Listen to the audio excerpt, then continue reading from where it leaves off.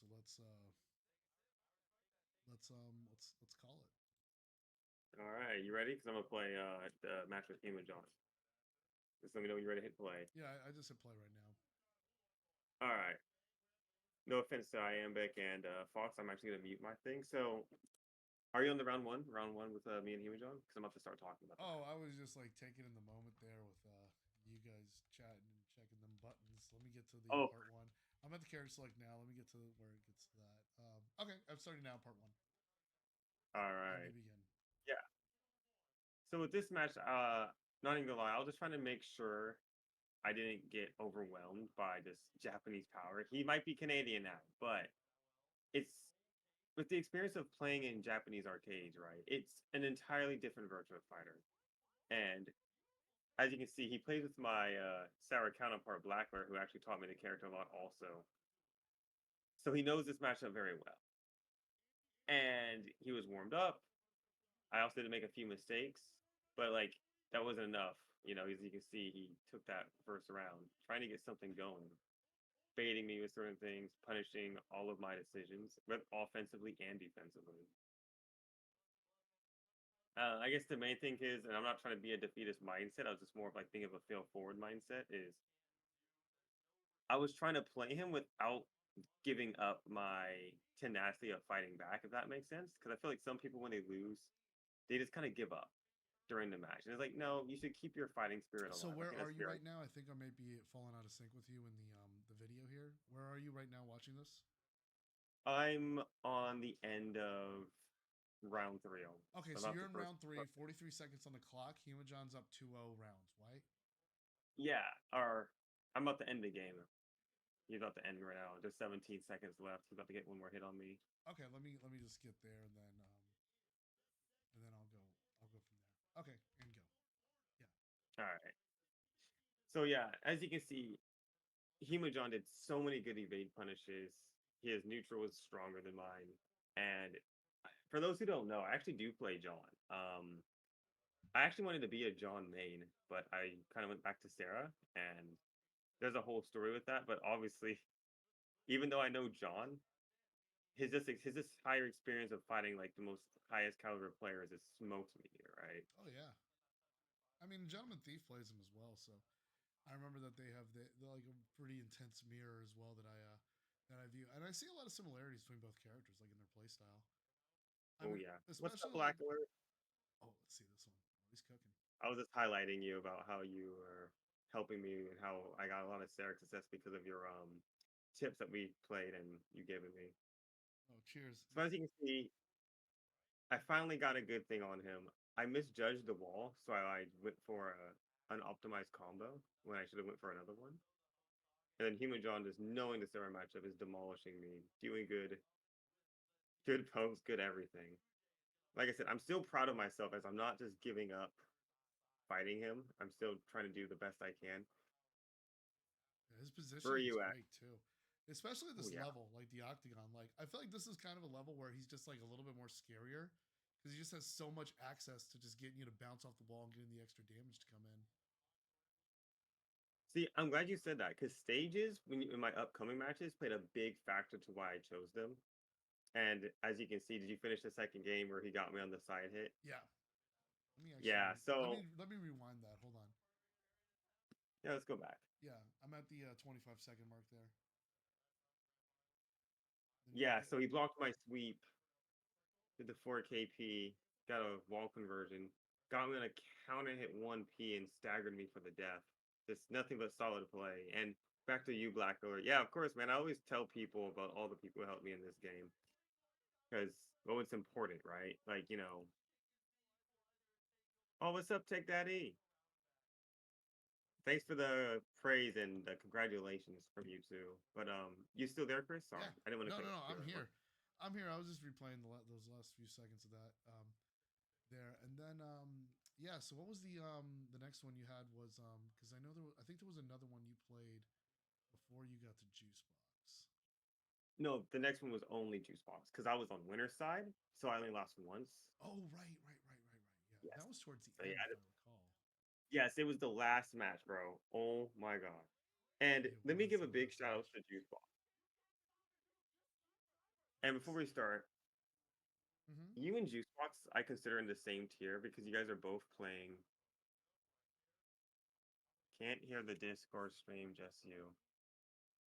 Oh, you don't have the Discord Yeah, audio set up I'm. on yours. Oh, snap. God darn it. Yeah, I thought I did. All right, let me just plug your I channel. found it. Yeah, guys, I'm talking to Team Chris. Yeah, Check I his found you. story out. Check his stream out. Yeah, so yeah, I'm gonna Yeah. record this, send this up as a VOD, but I have it here. We're at the character select screen, and there you All have it. right. I'm ready to start on this match with you and Juice. Yeah, hold on though. I was But yeah, going to give your see. intro, please, please. I've been. Oh, well, the thing is, apparently my stream can't hear your audio, so my brother and I were going to work on this. I thought it was already fixed, but do you got time to wait? If not, I'll just say screw it. We can just keep going. That's why I put your link in I mean, there. I can wait. I can actually play Streets of Rage. By all means, yeah, dude. If you want to But do that, all right, I'll do that. I'll do a quick thing. I think I have this set up to be on the channel for VF, but if they tune in and they see me playing Streets of Rage, they're gonna be like, "What? What's going on here?" well, But I can just highlight how great you are. For everyone who no, can't come hear him, on. Team Gris, please follow the link I just sent. Very happy he's here in the VF community commentating now. Wants to learn the game as just so he can comment. Thank you, man. Appreciate that.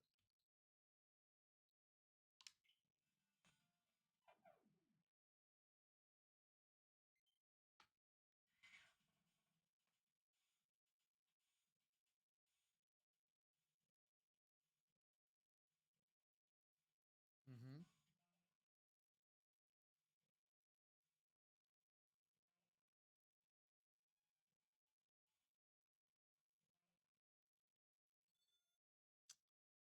No, I can't play Streets of Rage because I have to. Well, I can if I restart my capture card. Give me 1 second.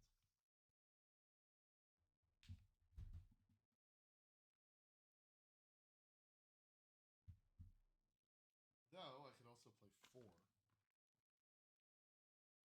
I could.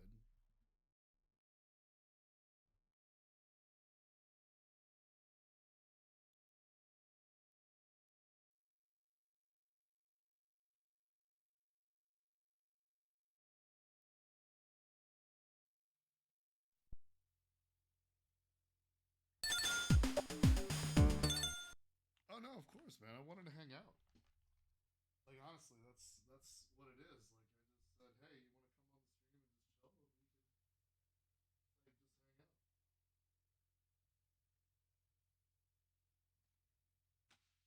Yeah, we can. But in the meantime, I have the VOD set up. I have your match with Juicebox ready to go. It's on the Sega the official Virtual Fighter.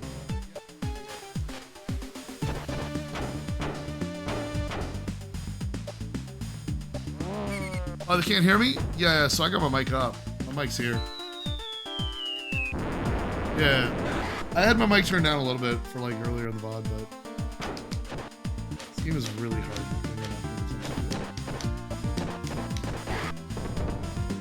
But I just love doing. Yeah, your mic's low, man. Really low.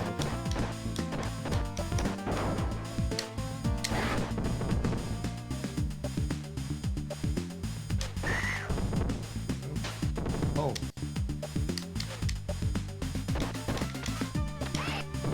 You sound fantastic.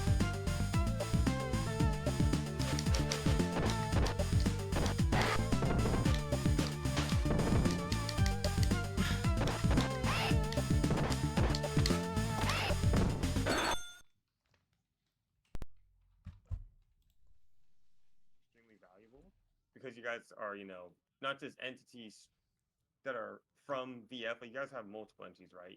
We got Juicebox from KOF, right? And then we have you from Retro Games. It's been a long time person. So like, you guys want to push Virtua Fighter and get so many people to take the traction to come check it out. Such a good thing. Like everyone Juicebox started, everybody was on board with helping the man, and he's been just trying to just push the game. So that's why when you see I highlighted him. But are you ready to see the match? Yeah, I'm ready to roll. Let me All right. just make my my screen a little bit bigger on the horizontal viewers, so I get like full screen here. Can't really get more bigger in the portrait view, but yeah, I'm gonna start it now. All right. Yeah, and I had to mute the audio on mine because like I can't get it to work with yours at the same time. We have too many like different audio sources. Yeah. But here we are at the start. So you already got off that rising knee, and then immediately, I love that kick you were doing on wake up because it was causing staggers, in like I saw in some other matches.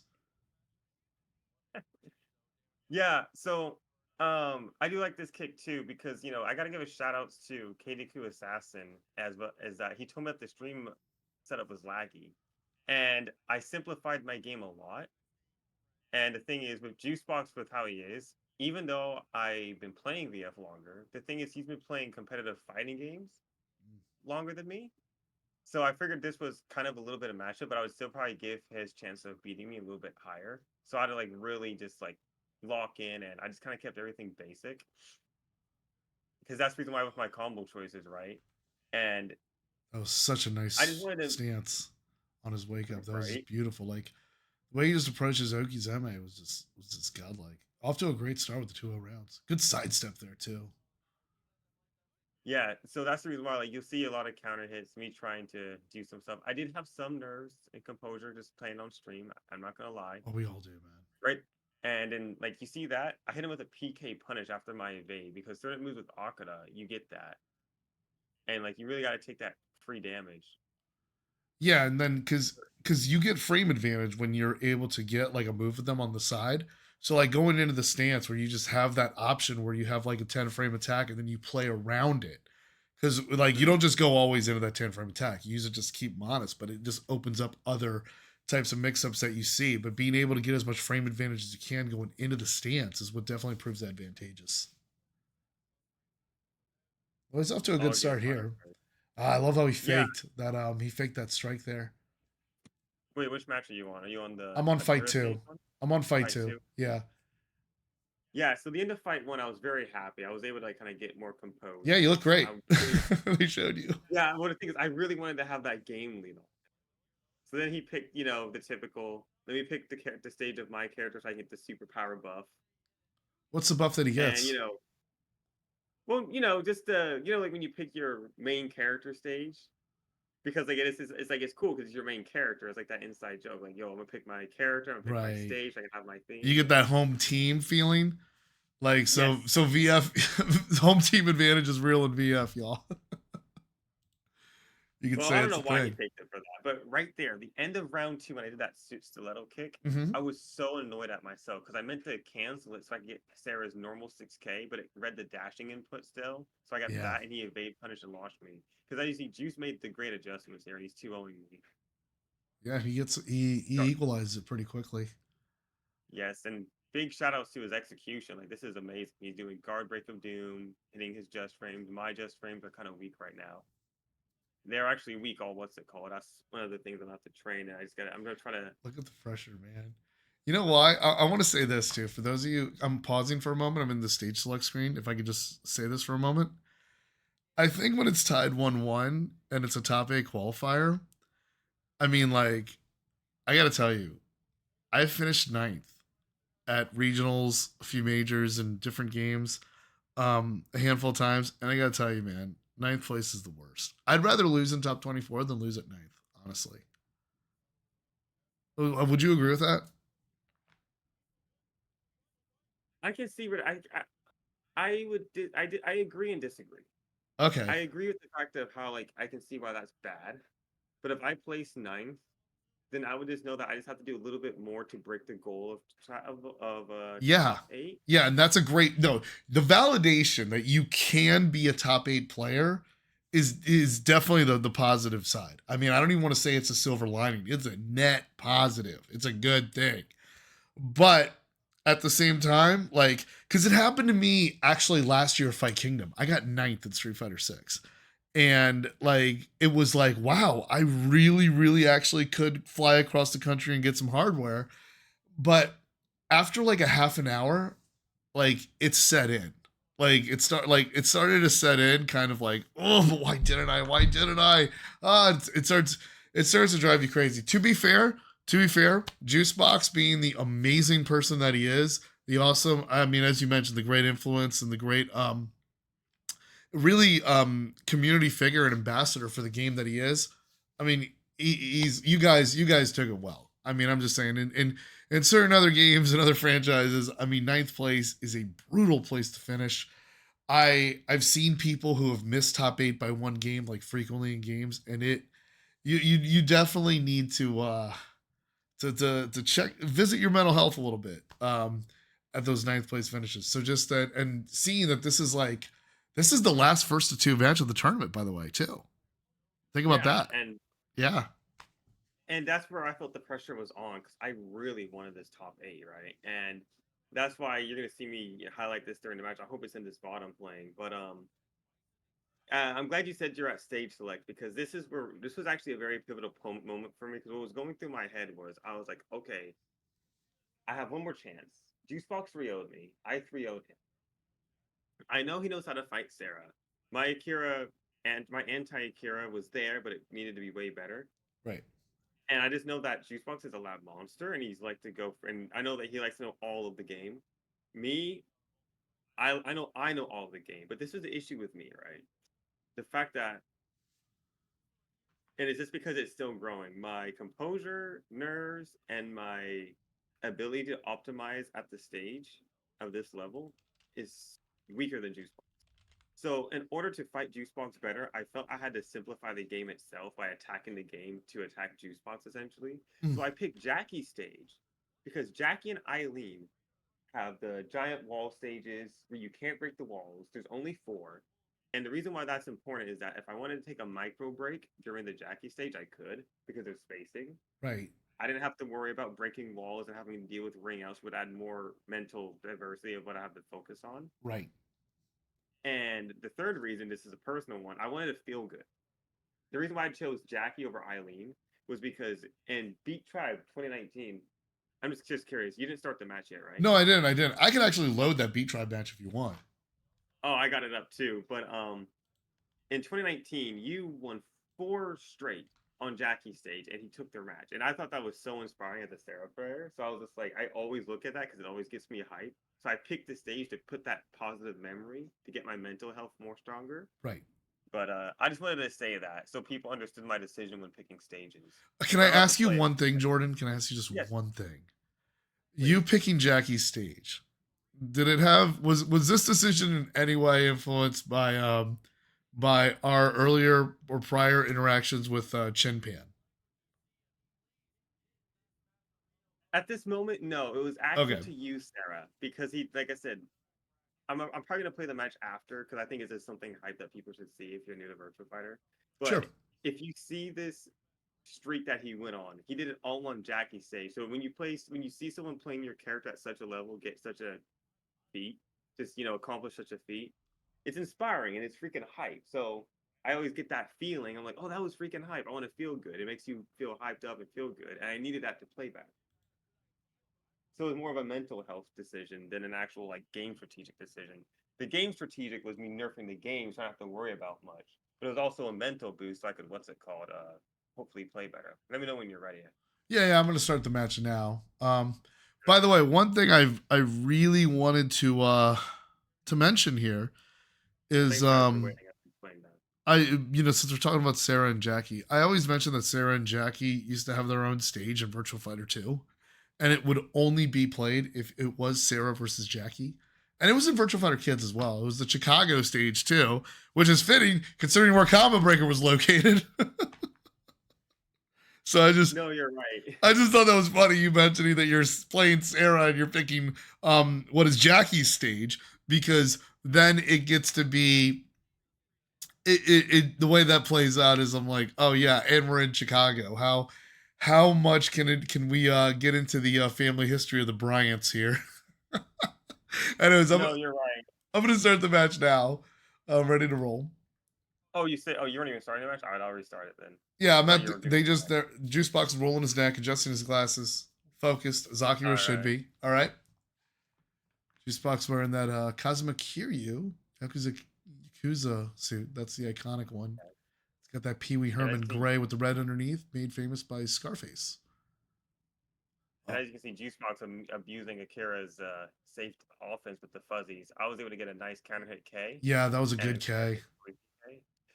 now the issue here is like I dropped my combo. I meant to do Mm-hmm. something and the button didn't come out. And so then I made a dumb mistake because I forgot you're not supposed to 2P Akira when he does that overhand palm because it's plus and it beats the 2P. So he stole that round for me in a good way, right? That was my mistake. Yeah, he took 80% of your health there. He just like mixed it, and then when he caught that low jab, I mean, it happened so much with Akira. Good launch you got Now, there. I like the kick yeah, feint there. Yeah. but the thing is about that launch from the sweep is that I took that as like bait, or not as bait, but as key information. I was like, oh, he's getting hit by sweeps. I was able to crush him. Yeah, Go with the flamingo well. that's That it's pissed me good off. tech. Good tech there, and then you hit him with the mid there as you get him from the side. I love too how yeah, when you go into that stance, I see you take like a split second to get some quick data there. That's some good fuzzy guarding you got there as well. Yeah, mainly because Oh, great fuzzy Akira's fuzzy guards. guarding. And Yeah. speaking of that, I was talking to Chin Pan. He was telling like, yeah, work on your defense, fuzzy guard better. Mm. Good punish from Juicebox. This right here, I Oh, misread yeah. that slap. And then that I side meant to switch was get 2K. scary. Wait, which part are you at? I'm curious. I'm at 16 seconds left. I just finished the third round. You're up 2-1. Okay, yeah. So pause really quick. Yeah. There's a lot to go over. I wanted to go over. Sure. So I ducked his guard break and did Sarah's 3PK. That really pissed me off in the sense of how like I wanted to, that was actually a misinput for 2P plus hit because that was supposed to be a launch. So when I saw him with the jab and I got the launch again and I did the optimized combo, I was very happy with that. Mm-hmm. But I also got good data because he blocked mid for my 4K. So from him getting hit by sweep and him getting and blocking the 4K, I was thinking, okay, he's probably going to be. I'll go to sweep later in the next round, but I know that he's probably not going to block mid anymore because of Sarah's 4K being such a strong move on Oki. I'm about to play the third round. Yeah, I'm about to start third round. No, I'm starting the fourth round actually. Or excuse me, fourth round I meant. Okay, I'll go back to it. Yeah, you ready? Yes, yes. All right, it's on. So yeah. So round 4 it says I'm getting elbow spam. I'm not confirming a knockdown, but that's okay. I'm still in the lead here. Yeah, he gets a throw on you there, and then he's got a little bit of a life lead. Right. And yeah, he's just going for those mids there, and then gets a stagger. Good recovery. He checks your stance with the stance cancel with the 2P. Yep. And so this move right here, this is where I took a risk. I should have just went for a what's it called? Normal follow-up, but I thought he wasn't gonna tech. Yeah, and he So got now a good I throw on you saw there. that 2P. Yes, see that 2P with that delay? That's where I went for the what's it called launcher. Because I was like, I can just launch and get $300, or just, force and do another guess and think harder. And plus I had a round to work with. Now, going back to that forward slide, because Shadosha came up to me and highlighted this a lot. The reason why I did the forward slide, because most people do the low. I was sweeping him before because he didn't block it twice. So I figured he was going to block low. Or two, I figured he was going to block mid because, with the 4K, I wanted his options to really be forced.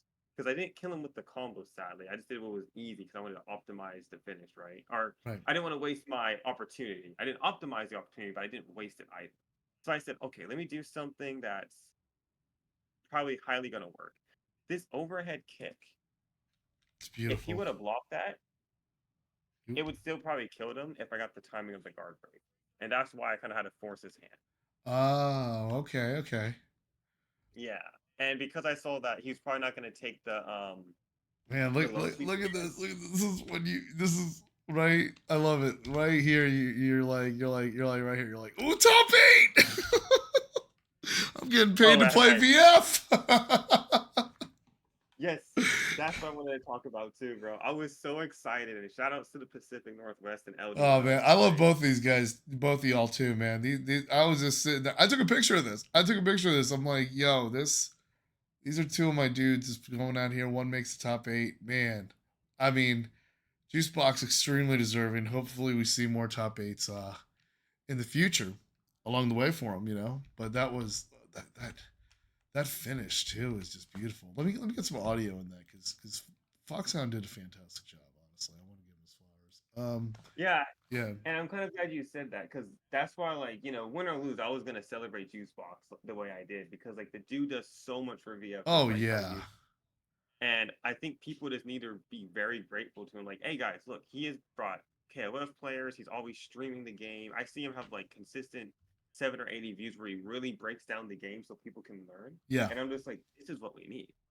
And honestly, at this with this top 8, there were so many people who could have got top 8. I mean, I should really just say top 4 because no offense to us, but the Japanese, there was 4 of them. That was an automatic 4 slot. So even Jacko said it's really about, it's pretty much a race for top 4, I mean, not just let's top 8. for those of you who don't know that top four, that's Chinpan, Itabashi, Zangief, Himajan, and Fudo. I mean, that is, you don't give you can't get a top four better than that. I mean, that's a really fantastic top four. And And then there's I was you, very and happy, then you're just right there next to those four, man. That's just so wild. right? I'm And I gonna appreciate that. I'm gonna play this clip right quick for my peoples here, with the sound on for y'all. So, because it's just like the commentary sound, like it just drowns out your sound. So I wanted to play it like Spooky was playing it, but I just want to make sure we hear we get to hear Iambic and Foxhound here. Okay, I'm gonna be quiet as I let you play it.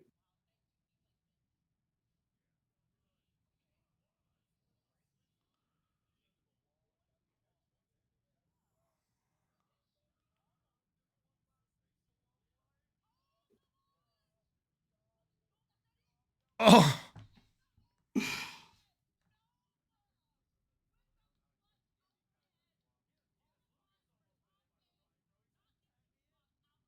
what a moment, man! What a moment! What a moment! I gotta say too. I gotta say too.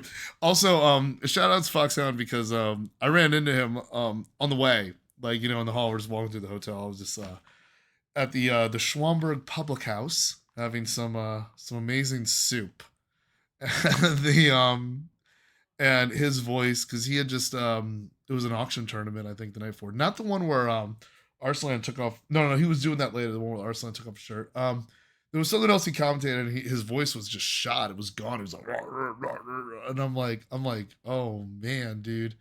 I said, you can do it, man. Just get some tea, and then nah, he already had a Rico in his mouth, man. He was already thinking 10 steps ahead. He was on game. I was like, yeah, you know what to do. You know what to do. And it's just like that. And then I could see him really like getting his voice in there, and he sounds fantastic with it. Like he was able to recover it. And then in the after party, he was like, and he sounded like an angel.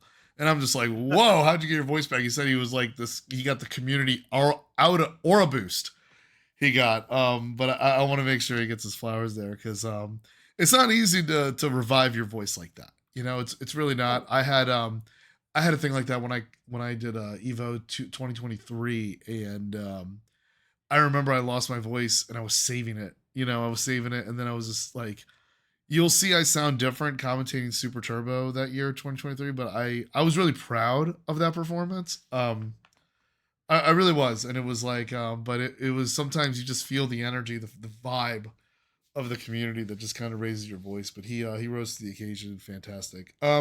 I don't know. I know we're probably not going to see this because given it was top 24, but I wanted to also say I was really happy for Rip to commentate Virtua Fighter as well. He's so polished, experience, just fantastic stuff. So I was really thrilled to see yeah, him I do a I didn't get block to at hear it. CB.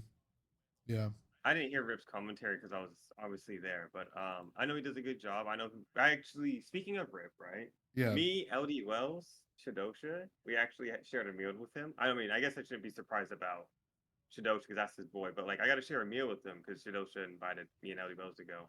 Oh, that's awesome. And Yeah, Rip is a very cool, calm, down to earth person. We actually walked back to where we had to go to, because he came up for PAX. yeah. And I just love that he has such a big I gotta go passion there. for VF too. Like he wants it to succeed, and I'm glad that VF is putting him on the streams and letting him commentate Yeah, because I know he he's just he's a really hell of a talent. I haven't met him like personally. I'm down to, but yeah. I mean, I know, and I've heard from other players as well, like how much he loves VF truly, and that's fantastic. Like, so I was really thrilled to see that. I was like, oh, definitely, they put him on there. Good and work. he's just a cool guy, man. Like I said, I'm still just an associate of his, but like every time I meet him, I always try to say hi to him and Steve. Ultimately, because I know there's so many people who know them and like them, I never try to like overstate my welcome. But I always like to just say I appreciate it because Steve also, dude.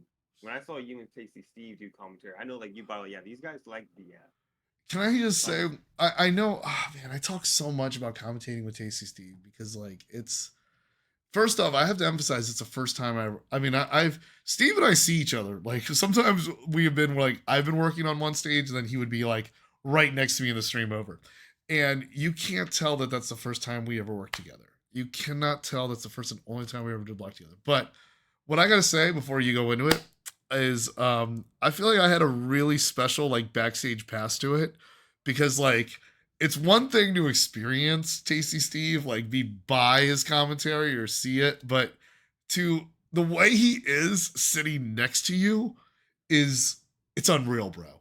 It's unreal. Like it's like his aura, his energy is like off the charts.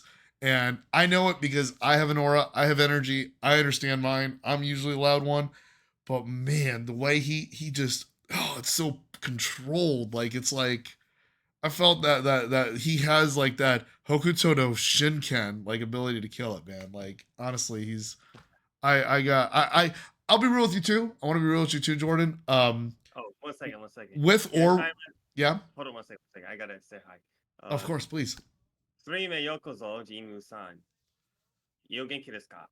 All right, go ahead. I was saying hi to my friend Junior. No, I just want to say because look, I don't want to make this about me. You know, I'm doing this. I'm broadcasting this. I'm doing more for VF because, like, I believe I can do great things for the community, and I love this community. I promised when VF would get a presence at the FGC, I will go. I would go all in, and I have.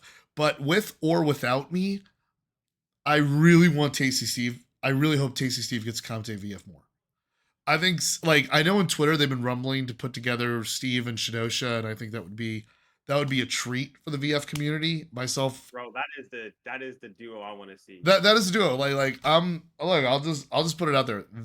I would like, and look, I love everybody this weekend, and I've worked with most of them, and I would love to work with a lot of them. I know Foxhound hit me up as well about contributing to what we're trying to put together in Miami, which I'll be commentating and hosting as well. And I got more details coming about bringing, really transforming South Florida with VF because we've been talking to some people and we got some great things on the way. So, and Foxhound also hit me up to help with that. I would love to work with Limey as well. I think it's a good ecosystem and community of commentators they have out there. And I mean, I'm just thrilled that I got a little bit of a chance and I get to kick it with Ryan Hart once in a while, which is fantastic. And he's great. You and I both, I mean, we had pizza with dude. He's great peoples. But Yeah. I think I honestly, if I could vote for who I would like to see commentate top 8 Evo for VF, I think Shidosha and Tasty Steve would be the front runners. I think that would be the way. Like that would be the best. That would be godlike for the community. You'd get so much connection with that, and it's just they're both like just fantastically in their own element. That I think it would be such a great way not just to represent the game, but to bring it to new heights, which is what we're all about. We're trying to just get hyped for SF6 and stuff. You know what I mean? Yeah, and the reason why I want that too is that one, I'm a big like before I guess I can say because I consider Shidosha a friend now. But Oh and for yeah, those who are he's viewing, thanks awesome. for listening. Yeah. We're gonna play the match. But I watched a game 2012 when Shidosha was, commentating a lot for Final Showdown. Mm-hmm. And that was kind of like the big turning point where it's like, out of all the fighting games I play, I want to sit down and actually learn this one. Because I used to suck at fighting games, right? I'm only really good at VF. But Shidosha not only tells stories, but he would break down the game to make it make sense. So it was easy for me to learn. But he also had the same like entertainment fashion that Steve had, because Steve is very entertaining when he commentates. He's funny. Shidosha's funny. They both are knowledgeable. They know the game inside out and can actually play it. Yes. And that's why I feel it'd be very good to. I'll try to turn up the mic, Scotty, one second. Yeah. To. God dang. Man, you give me chills just with this subject because it's just like. Let me see. That Frost. Oh, wait, that weekend of Frosties was just unreal for me. It was the best, probably one of the top 5 weekend of my life, and I've had some amazing weekends in my life. Well, that's the thing. I'm getting old. Like, I'm monk status, but yeah. Oh damn. But that's why, because look at how Tekken players are. Or Tasty Steve, is known by many communities. Shidosha he's known by many communities, but he's like known as the VF guy. So getting both entities will be able to what's it called? Just like bring the hype It and would appeal bridge to other gaps. Yeah, players. it would elevate VF. It would definitely, without a doubt, elevate VF, and that would be like amazing. Which is what I mean. Not so much what VF needs, but what you and I both can agree VF deserves.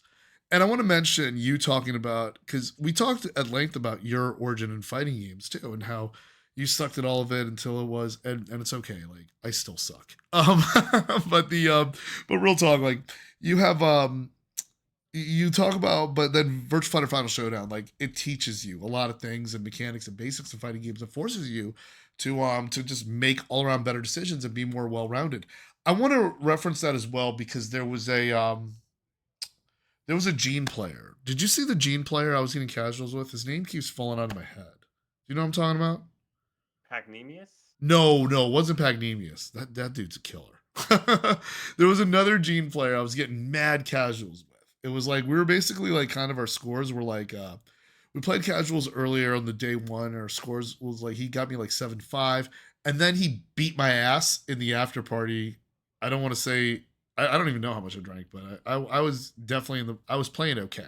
I wasn't affected or impacted, but he kicked my ass and played well. But he told me his background, his origin of VF was that he started with VF4, right? And check this out. He never felt it was a fighting game. He never thought or believed it was a fighting game. He really felt that VF4 was just an endless adventure about developing and finding yourself. And I thought that was a really beautiful perspective he gave me. And I feel that I wanted to ask if that's what you felt as well coming into Final Showdown, where it was really about like, okay, the juice I want to get from the squeeze here is the that development and just mastering like technique and just unleashing like my character at its full potential. Would you agree with that in a sense? Hold on, I'm working on my mic. I heard everything you said. Yeah, How is it now, guys? you sound Is the mic fantastic. better? On my end, you sound I know, but fantastic. Yeah. okay, that's good. That makes me happy. Well, Scotty, Lord Black Alert, that's better than before. Okay, well, I'm definitely gonna work on it. Mic is fine for you. Okay, so repeat the question. I basically like so this guy I played casuals with the Gene player. He Yeah, told me that he started off with VF4. I believe it was VF4 Evolution, which I actually do have behind me on the shelf. I think I'm blocking it. Let me move over a little bit if I can. I think I'm blocking it. But he said that he never felt it was a fighting game. He felt, fighting game. yeah, he never felt that it was a fighting game. He felt that VF4 was just like an adventure, and it was just about like just developing yourself and going together with it. He told me I didn't think VF4 was a fighting game when I played it. I was just like just learning. I was just nonstop learning and practicing, and just kind of that felt like the adventure. It didn't feel like I was approaching it for the purpose of competition or to beat other people per se, but just more so about just developing myself. Would would you like relate to that energy kind of in your development with VF5 Final Showdown? Actually, yeah. I can definitely say I got into VF when 2011 because I bought Vanilla, right? Right. Because I randomly bought out. That was when I was like new to fighting games. I like I said, for many people who know me, I say I'm a Yu-Gi-Oh player. I came from Yu-Gi-Oh. That was my hardcore game. Edison format. That was my competition format. But Right. my friend and then would always play me. I would destroy him in Yu-Gi-Oh. Then he said, "Why don't you play fighting games? Play me in my element." And I said, "Fair enough." He was my best friend at the time. He destroyed me in every fighting game. Blaze Blue, that was my first fighting game. Love the series. I suck at it. Utterly destroyed. Right. All the other games, same thing. But they were still fun. It's just that fighting games, just because I never played them before, I never knew what to look for. Like things like wall bounces, bounds, like in Tekken. I was like, what is this stuff? I didn't know that was when I was supposed to hit. But when I bought VF, I think what made it different from other fighting games is that it wasn't a fun fighting game. It was just a fun game. I got the same passion that I did from playing Yu-Gi-Oh! That I did with VF, where it was just organically fun, so I stuck with it. Then when I played Tekken Tag 2, because I was a big Tekken nerd also, I think that was now everyone FY. This was young Nova. All right, so I was like 18. I lost in a ranked match because I got you know double rage and all that stuff, and I said screw this game. I ain't playing this no more. So been Final Showdown because I went was doing the typical FGC hop the new game. I said I'm just gonna go play the game that I had fun with, and I just made a promise to myself I want to be good at one fighting game. I don't care. VF was always fun to me. I'm gonna stick to that one because it is fun to me. So even all the new fighting games were coming about back in late PS3 and early PS4. I said I'm gonna keep locking in on VF, and I got pretty decent at it. Then during COVID, that was when VF I think had its bounce back because we had the resurgence of VF because Parsec came to play. This was before Right. Ultimate Showdown was released, right? So I was able And to. if I, not to cut you off there, I apologize, but if I recall correctly, you guys were playing in that version during COVID. It was the PlayStation 3 Final Showdown, which was being played, if I'm not mistaken, right? Yeah, on the emulator. Okay, yeah. And then this was because if I recall at that same time, because during this time, just to give you some context, and hold on to that thought, Jordan, because I'm relating this to give you some context as well. This was around when I started diving into competitive VF because I started noticing some side tournaments for it. But the community at the time was very vocal. Yakuza fans. This is when the Yakuza fans cross over. The Yakuza Like a Dragon fans, we got VF coming in to Yakuza 6 Song of Life. And that was a game changer. Because at the time we were really loving the mini games that were included in Yakuza 0. A little disappointed they weren't in Yakuza 1 Kiwami, but Yakuza 1 Kiwami is still slaps on its own. The story of that I still think is the strongest of the franchise. I know there's other ones that have great stories as well, but I really love the story of it. But it didn't have classic games. Yakuza Kiwami 2 later on came up with Virtua Fighter 2.1, which really tickled my nostalgia bone because that's the first fighting game I ever owned, and having an arcade perfect port of that was great. But VF5 having the arcade port of it come out, VF5 Final Showdown, I practiced. I say this a lot. I know I practiced that version of it on Yakuza 6 to compete in tournaments again. I was thrilled when I went like 3-2 at Evo. I think I got beat up by Cobratron from Strike First. He destroyed me in a Kage mirror, if I recall, in Evo 2019. But basically from there we were really demanding like a standalone version of VF. So then they brought out Ultimate Showdown for the PlayStation 4, and it was free for PlayStation Plus users. But I still recall at the time, like the competitive scene, the one you're referring to, Jordan, is the PS3 version Final Showdown on Parsec, correct? Yeah, that was Yeah. where I think this is mainly we didn't really get many new people. I think the only new person that sticks out to me who actually came then was Juicebox and Limey. And Right. back then we only had our weekly Xbox tournaments and PS3 ones. I wasn't really playing that much back then because I was more locked into real life and work. And I can just say I fell into the trap of adulting where I just kind of stopped having fun. So Yeah. when I saw VF come in, I was like, oh, VF has always been cool. Let me just watch what this was. And then when Ultimate came out, and this is when I got laid off, right? And I hated my job. I think I told everyone I hated my job back then. I was like, I'm about to everyone has to stay home. No one has to play. All I have to do is play. And that's pretty much all I did. Also, since I told you, I'm not going to go into detail because that's kind of sentimental. I'll tell it at a later time. But I was also when I had my back injury. Right. So all I did was just play VF. But during that time of playing VF, it was a journey to get better as a person and what's it called? Because, well, VF forces you to change in order to improve. And it's kind of crazy how things always loop back around. Like the stuff that was getting you destroyed may later on in your VF journey be the things you need to solve the problem of why you're losing at that current stage. Right. So Right. it's so funny, right? And from a guy who was disabled and who could not who could barely stand for 2 hours, I felt so happy that I was able to find a way of getting better, even if I still have, certain limitations, so that I could, I went to Japan 3 times You're already. preaching. I You're got to meet preaching, bro. Spit. Keep going. I went to, I got to meet the Japanese players. I was speaking Japanese with them. Right. They know me. They love having me around. I love them having them. That's why, one reason why I went to this ComboBreaker was specifically because of Chin Pan and the Rock Reaper. Chin Pan, like I said to people all the time, I'm so glad he won this. I'm so glad people showed him love because he was the player that actually rented the arcade for all the foreign players for the Evo 2023 because he wanted to celebrate us for coming. And then on top of that, the Rock Reaper, who's the L Blaze in top 24, Mhm. I've been playing VF with him for 10 plus years now. Like I met him when I was 19 or 20, and we were the same age pretty much. So like our Wow. friendship grew. Like we went from just being VF playing partners to VF friends to actual just real friends. So the fact that we got to meet at a VF tournament to see how strong we've got, like dude, like this game has given me nothing but friends.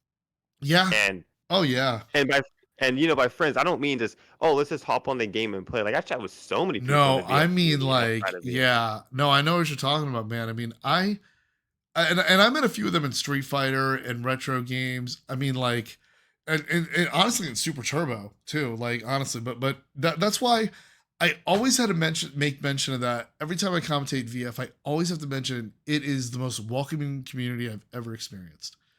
It's always been. They've always embraced it.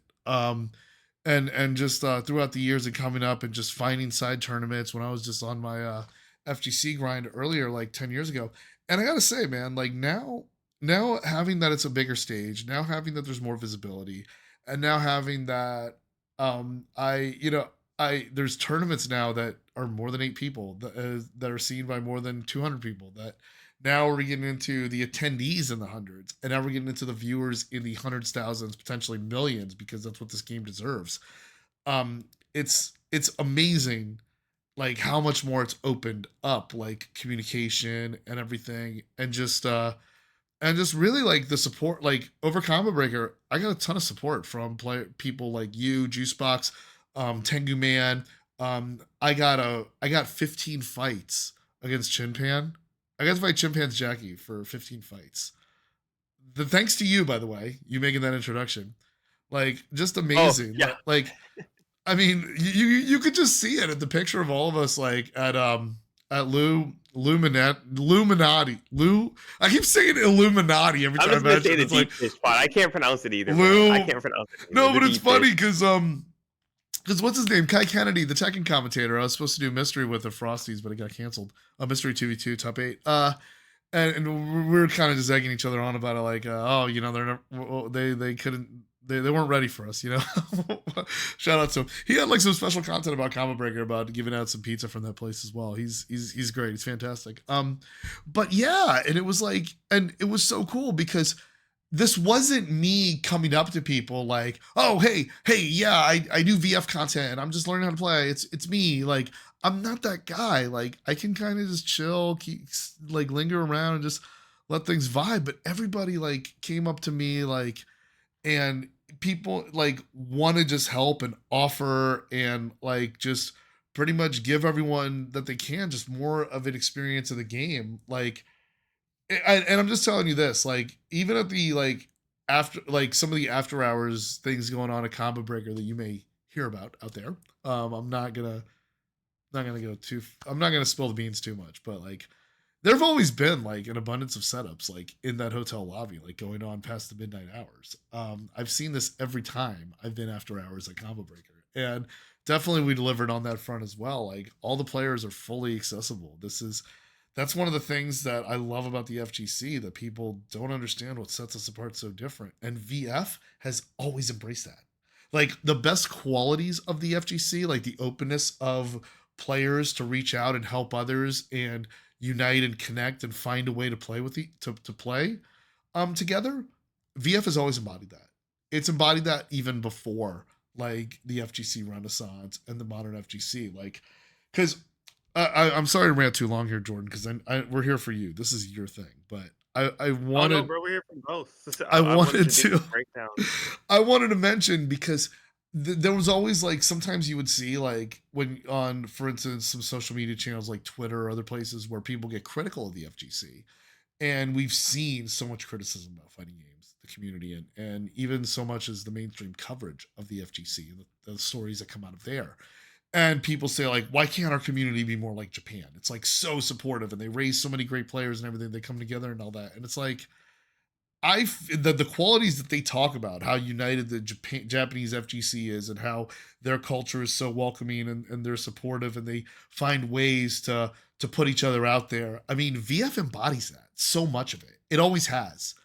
And so, like, we are going to see so much more of that.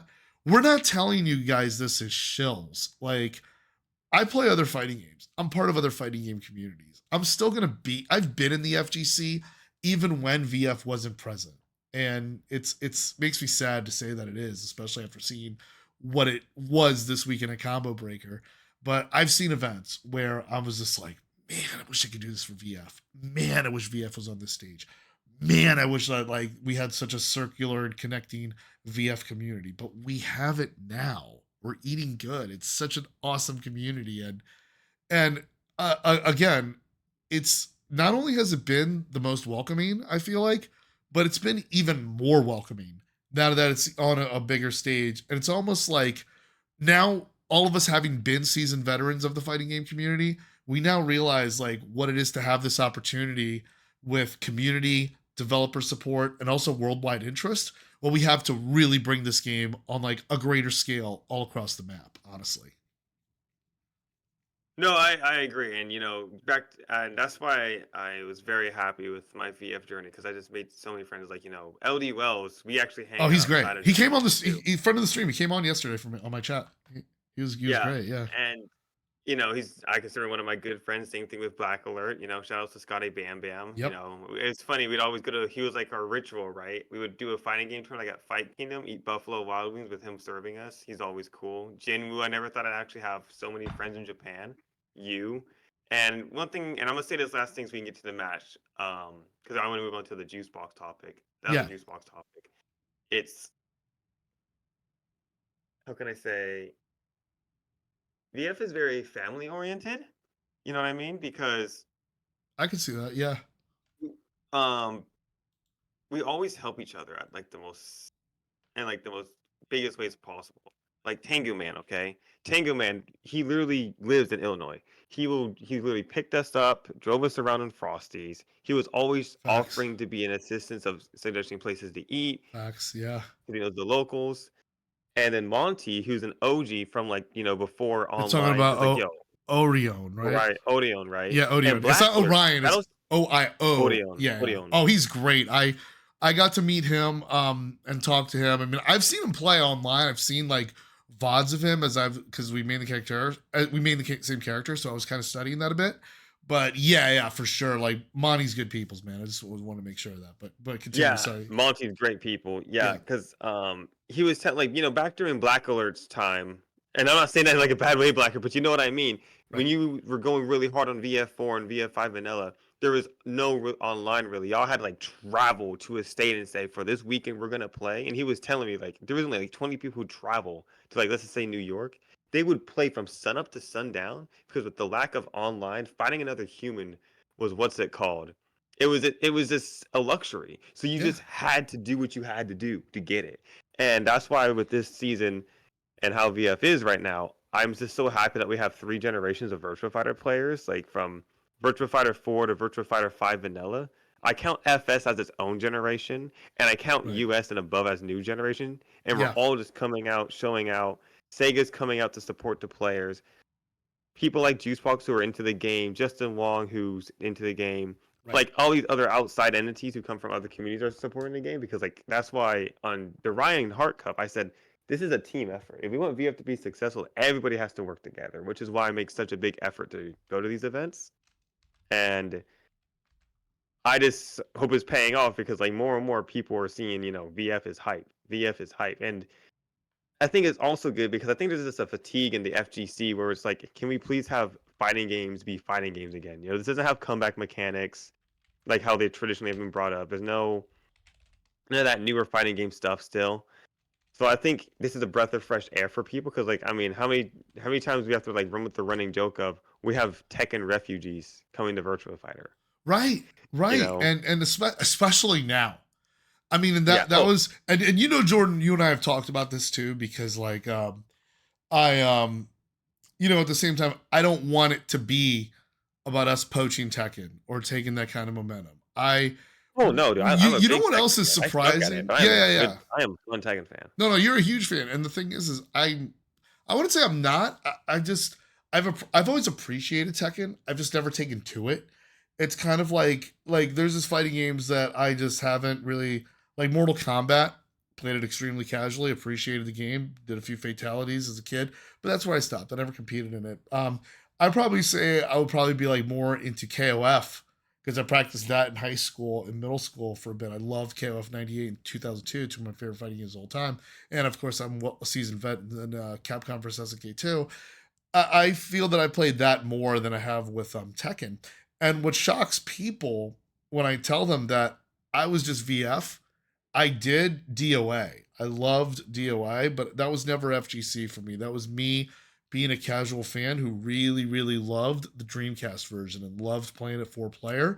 And then also, like, I thought that Dead or Alive 2 Ultimate as well as DOA 5 Last Round were two perfect fighting games. In fact, DOA 5 Last Round is a very VF5 friendly game because they have VF characters in there and they are beyond top tier. Like, they are ridiculously Oh good. yeah, bro. The Yeah. joke is we don't call DOA Sarah Sarah. We call her Betty.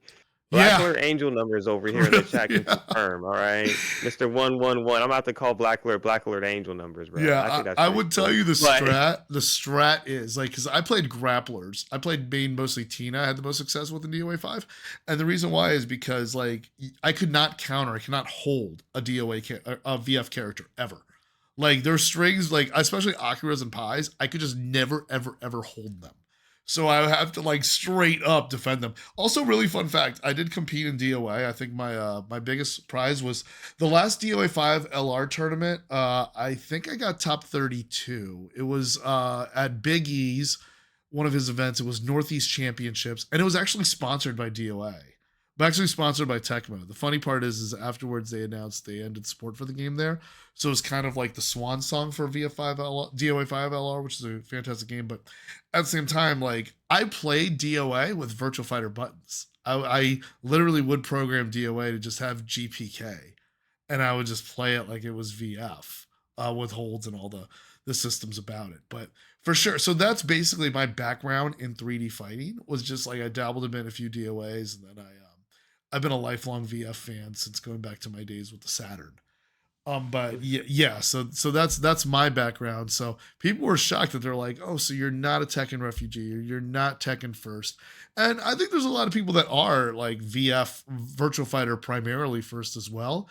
I think as well, if you appreciate the FGC and you also are, because one thing I was also explaining to the when I was getting casual to John player is that like following Sega and being a fan of Sega kind of like me it's kind of like you've subscribed to like a cult from kind of their counterculture marketing from the 90s that they took apart Nintendo's market share of the console war, and that you've lived the 16-bit war and you were loyal to Sega, or you were an arcade person and you loved the arcade machines Sega put out there in the arcades and the attractions that they had, or at the same time you were a big fan of the Dreamcast or Sega Saturn, or you just really got into Sonic when Sonic Adventure 2 dropped for the GameCube.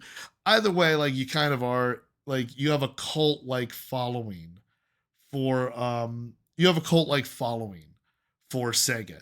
And so people getting into that in the FGC, like some people have like lingered into it because they're just like really big fans of Genesis, Saturn, and or like me, you spend a whole day at Evo 2024 getting every single high score in Outrun 2 on every possible track. That was me. It was a fun time.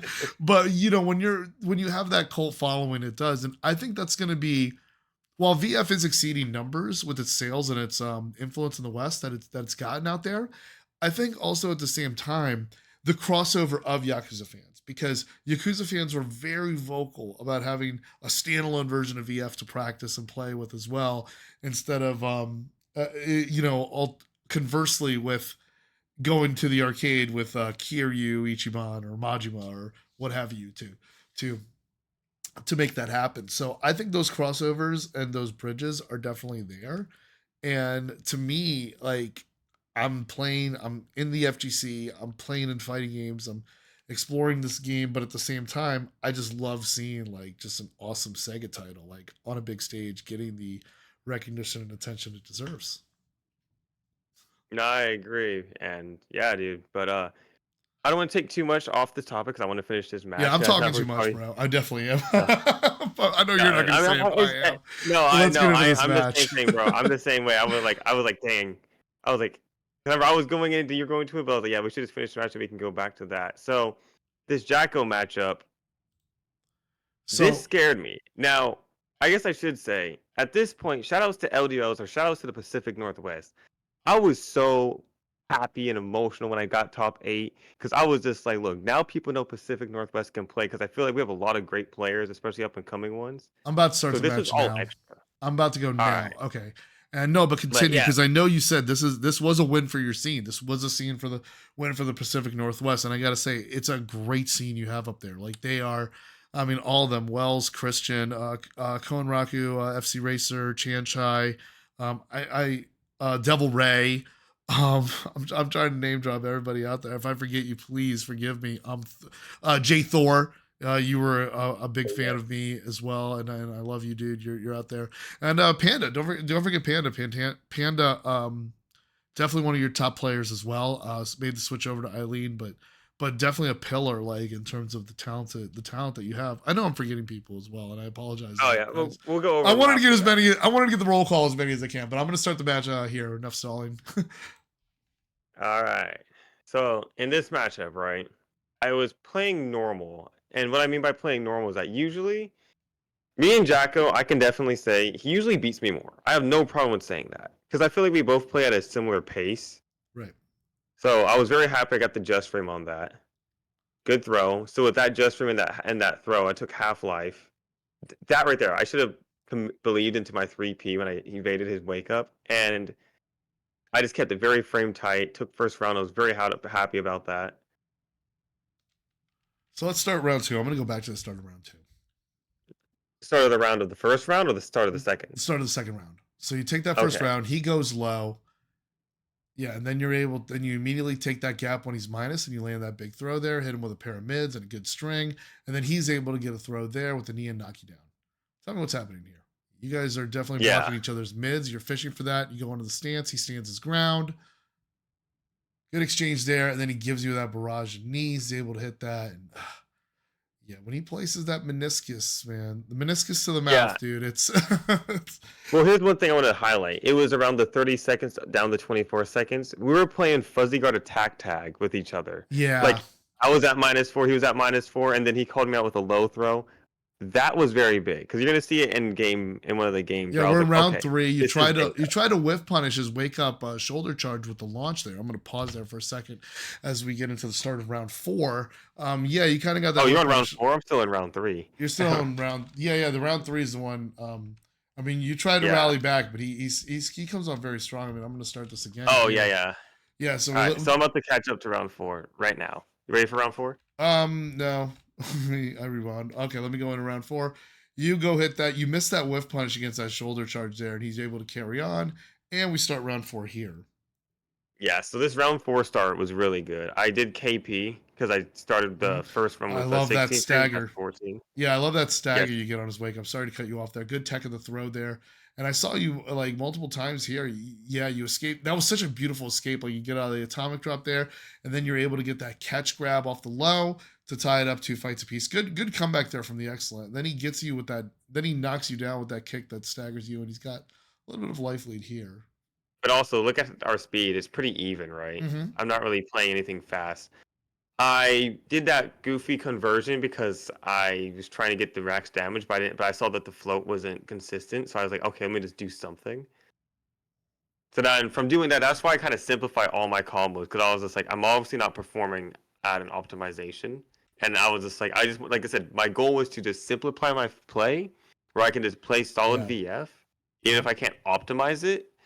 And Black Alert, shout out to the tips, but like I was not hit checking 6PK that well. That's one thing I need to because that's you see, it looks I was getting counter hits, but I didn't knock them down. I did hit check it at the end, and I finally caught the groove, but then I lost against Fudo. But so yeah, he wins the first fight.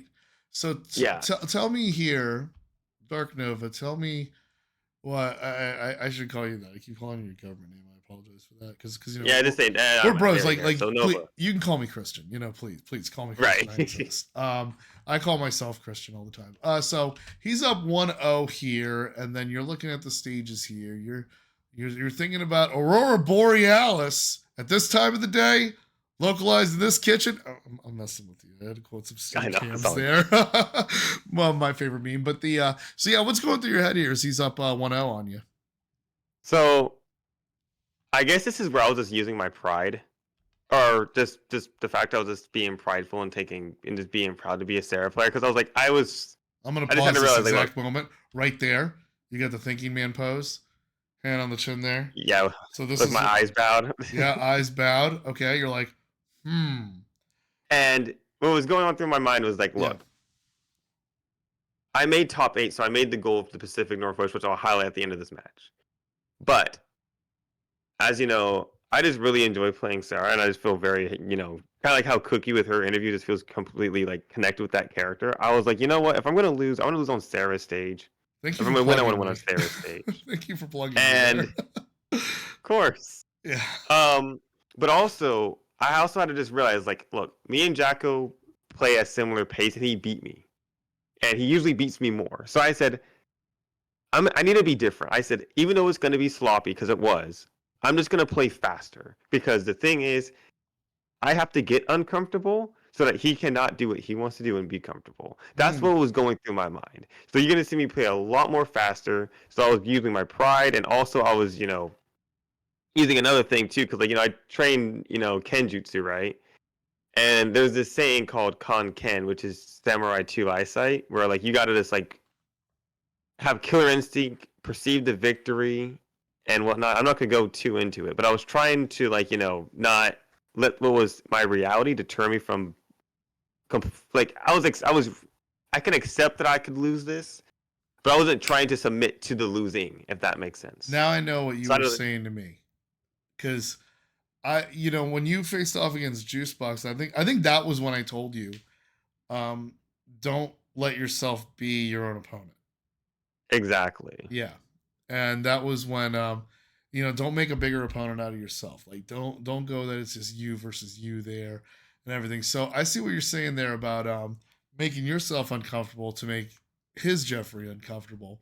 And then at the same time, like you're like, okay, you're gonna make it a little more work for the both of you. You're willing to extend that as well. And then that's where you're connecting. I just got an alert. So yeah, but we're going into the second match where I am. So we're going to the Aurora. This is all pretty much, I guess, a pride match of like Nova wants to be a Sarah player through and through. So as you can see, I evade, sweep him, 4K plus. Sorry, I'm about to start. Hold on. Let me cook. You got to drink some smart water here. you gotta get the electrolytes in there. Oh, the electrolytes? No, I was just trying to make smart decisions with my sips of smart water. I was like, and then all right. So here we go. We start round 1. Ready, go. All right, so here we are. You get that sweep instantly, immediately. Flamingo on ice. Yes. And then boom, back throw. So bam, Half-Life pretty much gone. Yep. Evade, missed a punish on that. He challenges my Flamingo. That's fine. He's being more faster. I evade punish here. I was like very happy with that one. And I just ended with 6KK because I saw a dead evade. I should have used a better move, but who cares? I got it. Now, here I am just being like, okay, let me analyze. Doing stuff I normally don't do. That was very clutch for me. I love the just frame kicks into the tech trap I set. Not something that was beautiful. To use a lot. Yeah, that stagger, that was beautiful. Yeah, I sadly missed a hit though because I would have won. But boom, forcing Flamingo again because plus frames are plus frames. Yeah. Oh yeah, you're just forcing the issue here. I mean, you're just like totally going. You see, you're playing faster. I see that as well because like that was an amazing tech. Go through that tech throw here. I'm on round 3 here, where he immediately rises to grab you, and then it looks like you were holding back in guard, and then you tapped punch, and because it looks instinctively how you tech from that throw. Oh, hold on, I'm gonna find that throw. Yeah, like the 39 mark. It was like such a great sequence. Oh yeah. Well, the thing is that Jeffrey has a very strong back throw that can lead to a combo. Right. And I was still aware of the fact I could have got wrung out. Like I said, I just wanted to have I love this character. I'm gonna pick her stage. So I can get like the whole the it's not really a buff, but the mental buff. Like, yeah, this is my character, this is my stage. I'm gonna go hard, right? Yeah, and now you quickly evened it up to 1-1 here. And that was a very quick equalizer move. Like definitely as you mentioned, you got the speed going, you got the flamingo to the face, and then you knew like you had good reads on his recovery as well. Because you were able to score like I think in this fight you were able to get 2 or 3 staggers on his wake up when he's instantly going, which instantly establishes that you have a guessing game over him in that fight there. Yes, and as you can see, he's changed to taco stage, and taco doesn't scare me that much because when you play this game for so long, I think you can just optimize. You just kind of know how to use every single stage. I'm better. Like, yeah, that's the thing. Like, I'm the one who's terrified of either of the taco stages. There are 2 of them. Question: Are we watching the third? I'm about to start the fight there, but I'm about to start this match here where he chooses the steel taco, which is the palace stage, very popular stage. Leon. I was actually discouraged about this level at first. I felt I was at a disadvantage because, to be honest with you, I never really bet on my combos. I always have my combos. I feel like my combos are there to get the job done, and I just win with whatever kind of other sauce I could put together. So really, what I like about this here is I mentioned this when I was with Ryan Hart on the Ryan Hart Cup stream. You can look up your win percentage per levels. Do you do that with your online profile, Nova? No, I don't really do that. I mean, I guess since I played FS, we didn't have that. I just wanted to make sure I just knew what I can do in the what's it called. Like for example, right? Yeah. Like you'll see here, right? I was just like, okay, this is taco. I'm playing faster and more. I'm gonna start the match in just a second, but I just wanted to say that I was discouraged about taco stages, and then I noticed that I was 70% on them. Oh. Yeah, so that kind of I was like, oh, I actually like this stage because now the game believes I like the stage, and so. And what's funny, the irony also I wanted to point out too is that the stage that's Kage's stage because I think it's Kage's stage. It definitely is the vibe matches with it, but it also it reminds me of Kage's stage in VF2. Also, it brings me back to there. In fact, I kind of feel like it's perfect when I set it to the VF2 soundtrack and it has that stage. I'm 15% on that stage. Mm-hmm. I'm terrible. Yeah, home court advantage. It's pretty much like the Florida FGC. Like home court advantage works against me. I'm great with every FGC except Florida. I'm just kidding.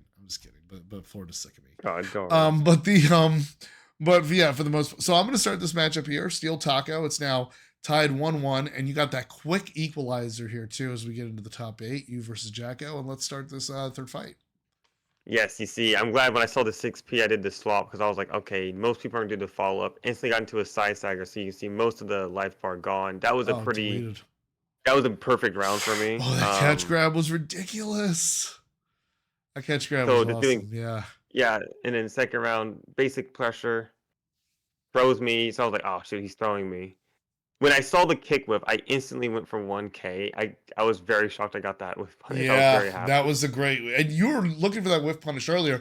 Oh, and I love that jump you got over his low there. And you're using that frame advantage to continue that going. You get the max damage throw there. I think that's our half circle forward throw. Yeah, or max damage. And then you did that tech again. You really had a good read on, like you mentioned, he has that back throw that could really rob you there. And you got another great read on that. And even if I was wrong, I was accepting taking the forward damage because I just did not want to get comboed or just get, because I've had too many times where I've just gotten games stolen from me from back throw into a crazy walk or back throw into ring out. I remember seeing that stagger. I remember I was like, once again, like you staggered him a wake up. Sorry to interrupt there, but I just remember seeing that. Yeah, I was just keeping, like I said, my game plan simple and whatnot. Like I said, it is sloppy. I'm not going to say that I'm sloppy, but I'm not used to playing at this speed. Like that's not my preferred speed, but I need to get better at it. Right. And he's throwing me a lot. I took a gas. I was like, maybe he'll throw me again. Yeah, and you blew it up with another launcher. Yeah, and then like a lot of scrambling, just hitting buttons. I should have optimized those hits more, but again, just trying to be I think you're keeping the pace up. Yeah, it kind of looked like you were just you were trying to deny the knee there, the throw pretty much. Yes. And then you hit that PK there. That gets off to a good start, but he gets a little bit of space off you landing that throw there. Yeah, and then as you see at the end of the 7-second mark, he beat me because I was trying to space him out, And this is where I was like, crap, this is still Jacko. Jacko's better at spacing than me. I got the good punish at the beginning of round 2. Yeah, you Side, got a good block on the double hits there. yes. And then And yeah, then but his throw game is just really good. I mean, it's just like if anything, like he's not getting like the strongest throws though. He's getting like the knee strikes. Like you don't see a. I recall in this match we don't see like the GTS of the Splash Mountain. the GTS of the Splash one. Yeah, Yeah, yeah, because that's true. those are a drain on your HP, man. I Oh mean, yeah. The 2K Splash one. that's Oh what I yeah, mean. Like, look there. and Each throw he gets is usually like about 30%. Here, oh, you tech out of the Splash Mountain there. That was brilliant. yeah, that was the one time I text when I think that was, yeah, he does get a Splash Mounted on me, but so at Yeah. this moment he returned a favor and did 3-0 on me, convincingly, right? So I had to tell myself, I was like, okay, look, I wanted to be fast, I wanted to be aggressive, but I thought of what Chimpan told me. He's like, you do too much Abari. So I was like, I need to chill out on the Abari. I'm Yeah. not saying not do Yeah. it, but I need to just chill out. Yeah. And So it's 1 to especially 1. I'm going through the character select screen here. You choose my favorite level, Broken House. By the way, it's pretty funny because in vanilla VF5, it's actually like a regular house just with wood panels being built. And then they're like, Right. we're not going to build it. Screw it. Arson mode. Okay, so we're back at the Aurora. We're now I believe he's up now 2-1. No, it's 2-2. It's 2-2. Right. It is 2-2. Yeah, this is 2-2. It So this is the 2-2. final game. And this is where I was just like, you know what? But let's go back to Abare. Let's go. I want to go back to Abare. Where Chimpan said that you rely too much on Abare. Because, yeah, especially Abare against Jeffrey is like a knee to the face waiting to happen.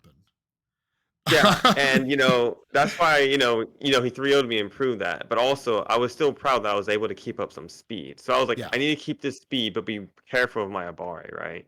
And when you saw me pick the stage, I instantly went back to Aurora because I was just like, look, I did what I needed to do. I wanted to place higher, but I did what I wanted to do, which was get top 8. So I just said, if I did lose, I wanted to lose on Sarah's stage. Because I just, like I said, big fan of Sarah. So I said, screw it. I'm just going to pick this because it's going to make me feel better. I didn't pick it for any tactical advantage. I didn't pick it for anything else. But I want to ask about that. So no tactical advantage at all. So going from the taco, unbreakable wall, easier ring outs here, over to the partial fence of the Aurora. You're saying there was no tactical decision making in that one? No, you were just going for vibes.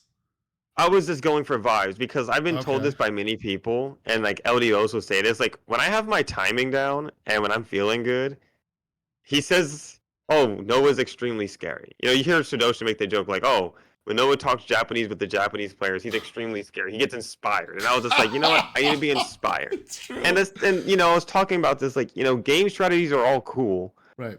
But what's the point of having a game strategy if you're not confident or you're not composed enough to make a use of it? That's why I was just like, let me just do this. Because at the end of the day, I just know how I am. We've chatted about behind the scenes. If I'm not mentally there or if something mentally is going on, I'm not gonna perform. So all that on paper, this is better, this is good, doesn't mean anything. And I think that's what makes VF cool, because it's just not set in stone of the tactical advantages. They're there, but it doesn't decide the victory. So that's why they said I'll just go to Aurora. I just want to play Sarah. I'm honored to play Jacko, and I'm gonna be getting the match. You cool? Yeah, I'm gonna start it now too. I think that's some fantastic insights. I tried to tag Shadosa's channel on Facebook, by the way. See, but I don't think anyone like Facebook gaming is like it's the way of the dodo since the whole mix up with Microsoft and Mixer. But I still do it just to keep my high school friends in line because Alan likes to talk trash to me. So I'm going to start the fight now. 45-second mark here. This is 2v2. We're back here at the Aurora. Yeah, so as you see, this is the round start. I didn't go offense. I just said, okay, let me just do a little something, feel it out, more defense. Crushed his high. Yeah, that was a good boom here. Got an actual good 6 PK. He's delaying his wake up too, it seems. Yes. Yeah. He didn't fall for the tech trap again, so I had to tell myself, do not do this. Or if I do it, gotta be aware that he'll, what's it called? Yeah, you're just making sure you could totally like cut him off if he tries to quick rise on you. I try to pull a Sarah gimmick. He knows how to counter it because I'm pretty sure you know this, but he actually does play Sarah as an actual main. He doesn't have sub Sarah and main Jeff. He's solidly good. Now this here, the wall combo, I missed. Yeah. I was very sad. I should have recognized the situation that anything else would have killed. I should have done an easier follow-up. So, but I still got the round. Yeah, you just Side kind of turn backed pressure. up. You made a miss, and then you were able to get that 2-piece in there with your knee, and then blocks the knee. Some risky situations too. Like I noticed in the previous round when he blocked your 9K, and then this time he's able to actually get the splash mountain. Look at the difference it makes in damage. Oh, what too. round are you on? I was I'm at the on round beginning. 3. I'm in You're on round 3. round 3? Yeah, I'm on round 3. I'm right at the part there. You get the max damage throw to keep him honest after going for that mid. I'm at the beginning of round 3 still, where he blocked my knee. I'm at the 35-second mark after at Splash Mountain. Okay, yeah. So after the splash mountain, I'm gonna get it one more time here. Splat. Yeah. Okay, that's good damage. So here, this is where I'm like, okay, I still gotta fight. I don't want to give up my belief in my winning, but I was just like, I'm running out of chances, right? Right. So I said, frame tight, frame tight. He woke up. Boom, he beat that. And I was so mad because I was like, man, I hit a button there, but I was You are so mad. close. Like, You are mad. Wait, they even show it. They even show it. Look at yeah, that. they saw the face. I was there like, damn. Damn. You're blinking there. Man, But amazing to Jacko for that. Yeah, man. And as you can see, calm. Well, you can kind of go back, right? I whiffed the sweep here because, like, crap, I thought he was going to run into it. I was still mad about that. And then I just started the round. Boom, now. I jumped. So there we go. You get the down attack, and then you do a good sidestep against his like wake up lunge. And so, like, this next round, I'm getting destroyed, right? I got to punish on the crush low. And he 2P'd me out of my flamingo. So that's why I was like, okay, I need to calm down. Don't be getting all emotional. Just realize, hold up. Yeah, he hit you with the I'm in round 4, by the way. Oh, you're in round 4? Yeah, because he just hit you with the senton drop there. Yeah, I did that right there. I was like, okay, I'm doing too much. I'll backtrack to the beginning of this round. We can go there. And wait, the beginning of round 4 or the beginning of round 4? Okay. Yeah, but we get rare footage of Dark Nova getting angry. Oh my god! So yeah, I wasn't angry at Jack. I was angry at myself because like I can't believe I let it slip away because like that was, and I was going to this after the match, but so I'm just like jab, do this. I'm like, okay, this is cool. Punish that move wrong. He's punishing me because he's sidestep. Great stuff. Yeah. I did a sweep out of anger, thinking he'd run into it. Oh man! Jump sweep. I was like, okay, cool, take that. That's a late night. Boom. He was able so to then. You. Bam, he does the sit down attack. I was just like, okay, I'm doing too much. I need to just chill out. Yeah, and he had a while to do that jump too, no offense. Like you took a bit to get up. I'll see, because he does a jump, he does an empty jump, and then he's able to hit 9P. That's rare. That's really rare to be able to do that. Oh yeah. So that's why I was just kind of like, okay, I need to calm down. I need to realize. There you go. I see the breath. Do or die. I see the breathing, and out through the mouth too. You got to remember that. A lot of gamers forget that. I think it's all nose. No. It's nasal and the neural. Oh right? Yeah. Then you duck under him, and you're able to get that rising attack there. Wait, are you at the top of the? Are you at the beginning of round 5? Yeah, I'm in round 5, where it's all bets are off. I'm about to start round 5. But yeah, start round 5. Here we go. Winner takes all here. Yeah. So I just said this is it, right? I don't even remember what I said. I think I was like, "Fuck." It's okay. I'm not allowed to say that, but yeah. So. We'll find out. Right? So I'm at the round 5, right? I'm remembering what happened with the very first game. Got counter hits. He launched me. I expected that. Right. He's able to get that knee on you there. But then, after you launch him and then you send it back, he, boom, immediately gets that knee after wake up. And then there you go, 40% of your HP. Yeah. And, I just bet all the marbles. I'm not going to bet on that launcher. Strategy. Yeah. You're like, I'm going to go out like that. Good block on there. And then you get that half circle forward throw. Oh, look at you. And, but it's like what you said. It's exactly what you said. Like, you could see it right there that you are perfectly okay with going out the way you went out. Like, you are fully accepting your consequences. You knew that this was a Jeffrey that usually gets the better of you. So you're like, okay, I'm gonna bet on this and see how it plays out. I beat him the same way as you, Fox. Hold on. You see, I see. I know what you mean, Black. Yeah, you did actually. You're right. It was the very same way because, like, you see, now Blackler is a very big. He's in my opinion the actual best Sarah. Like, he knows Sarah like the back of his hand. Because the thing is actually. I'm not going to call the 1K versus Juicebox yellow. It's because I saw him kind of slightly delay after he jabbed me. The yellow 1K was against Jacko, And you already know one thing about forward slide that people don't know is that what makes this move beautiful is that you can forward slide, not do anything, and still block wake up kicks. It's pretty safe. So you can actually just visually see if someone texts before you do your option. And that's why I did it. Because I was just like, man, I hope he texts. But if he does, I can block the wake up kick. Mm. I just bet everything on the throw. And I was just kind of like, screw it. I made top 8. Mission was made. And I was so relieved when I won that. I was mentally drained. Like I was like, oh my freaking god. But Jacko had me right, and Yeah, your reward is you get to fight Fudo now. I know, right? And I have to stress this enough. Like I respect Jacko a lot. Like he's one of the Sarahs. When I was watching FS, I watched a lot, especially when I was learning the game. And I can admit he has beaten me more. Even to this day, he still has beaten me more. And that's the reason why I was just like, crap, dude, I need to do something different. I just can't play the way I like to play. I have to play different to see if it's going to do a difference. And, it paid off. And that's why when I got that Pacific Northwest medal, I was just so happy because I was just like, look, now people know we can play. No one really from the Pacific Northwest was known besides Chanchai. And then my name came in and, things are going on. I'm trying to, get something going so we can all hopefully in the future by VF6 we can start traveling so our scene can be known because I see how a lot of people have been going to Colorado like Elson Wong. There's always New York. Shoutouts to Blacklord and Hema John and Judgment 6. And I think Maidman's in Toronto too, but they got their scene up there. Cali has their scene. Hawaii, shoutouts to Rayblade. He has a little something going on there. But I want people to know that there are multiple scenes in VF, but specifically for Pacific Northwest, it just seems that we're very unknown, but we have a solid amount of players and good players too, right? Right.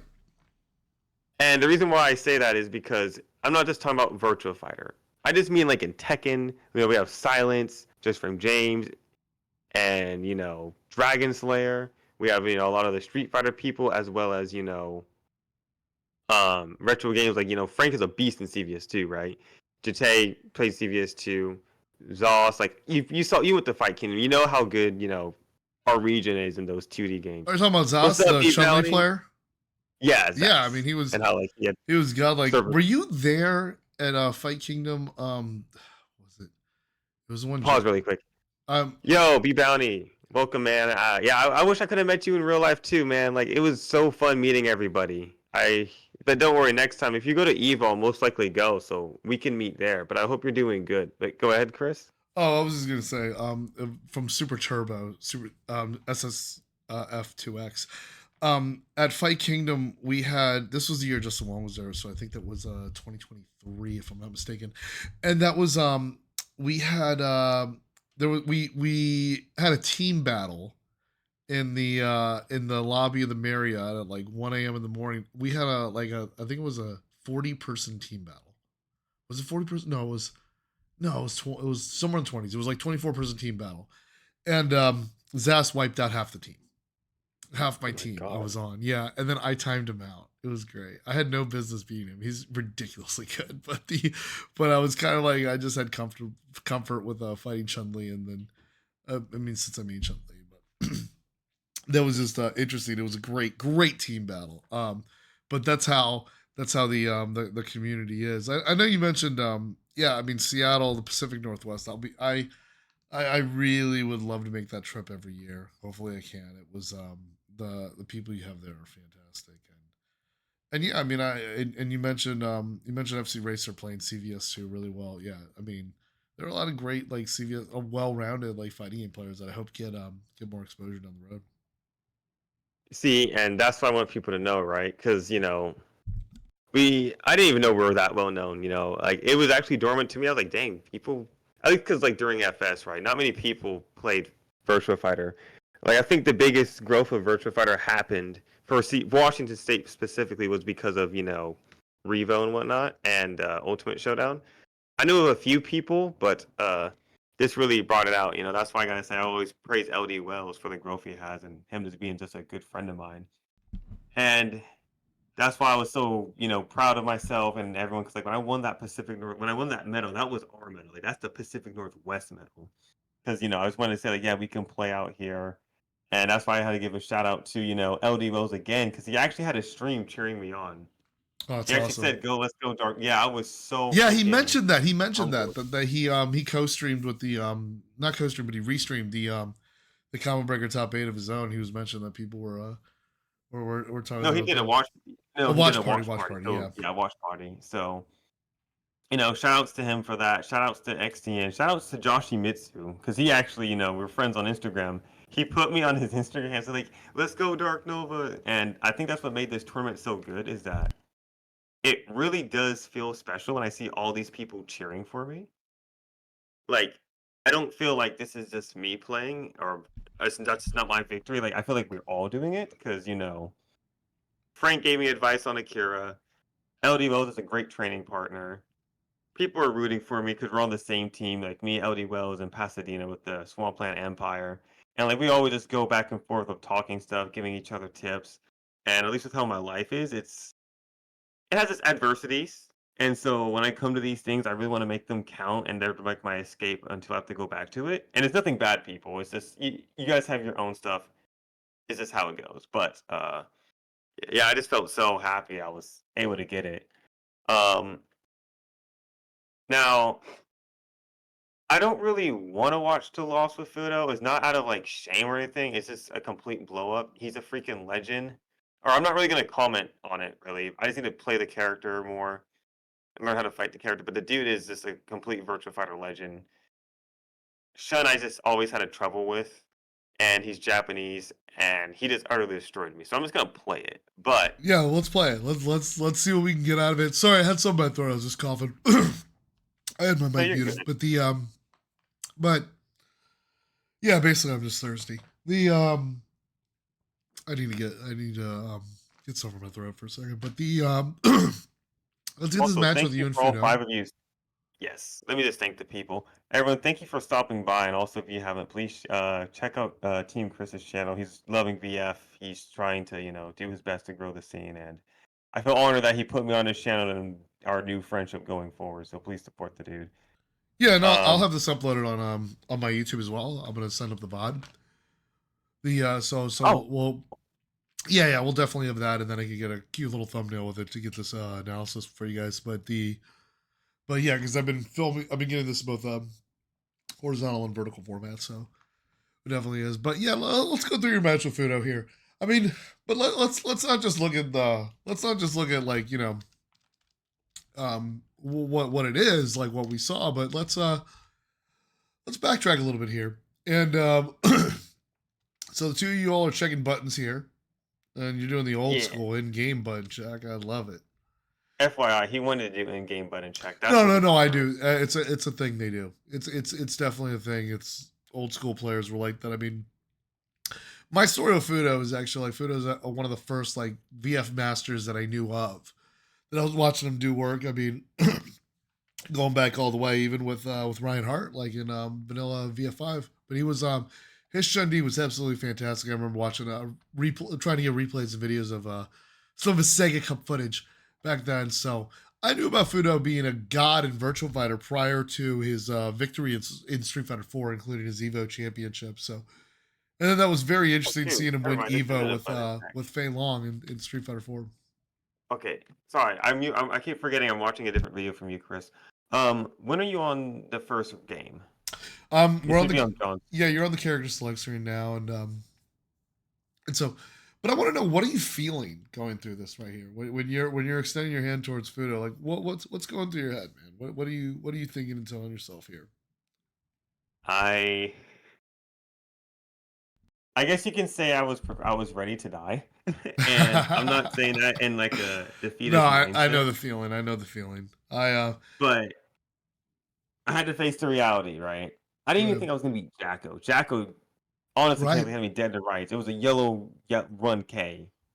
Juice box, I can say like I did see somewhat of a delay, so I figured going for a 1K and just be like just go for the launcher, and I still have a round. That was more strategic, but I was just like I'm at the wits end with Jacko. Just go for it, screw it.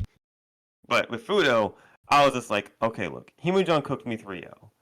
Fudo is going to do the same thing. He's playing. He knows the character. He knows my character. He played players better than me. He knows so much. I just said I'm just gonna do my best. I'm gonna have fun, and I said if I'm gonna lose, I'm gonna lose my way, which is why I kind of again was just picking the Aurora stage because I was just like, hey, I like Sarah.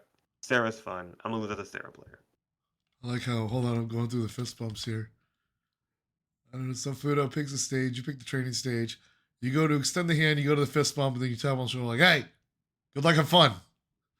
Fudo Yes. going with no headphones here, so doesn't want to listen. Yeah, he's just doing his thing, bro. Like I know, I guess you can say that's kind of like the Yeah, he's just clocking in.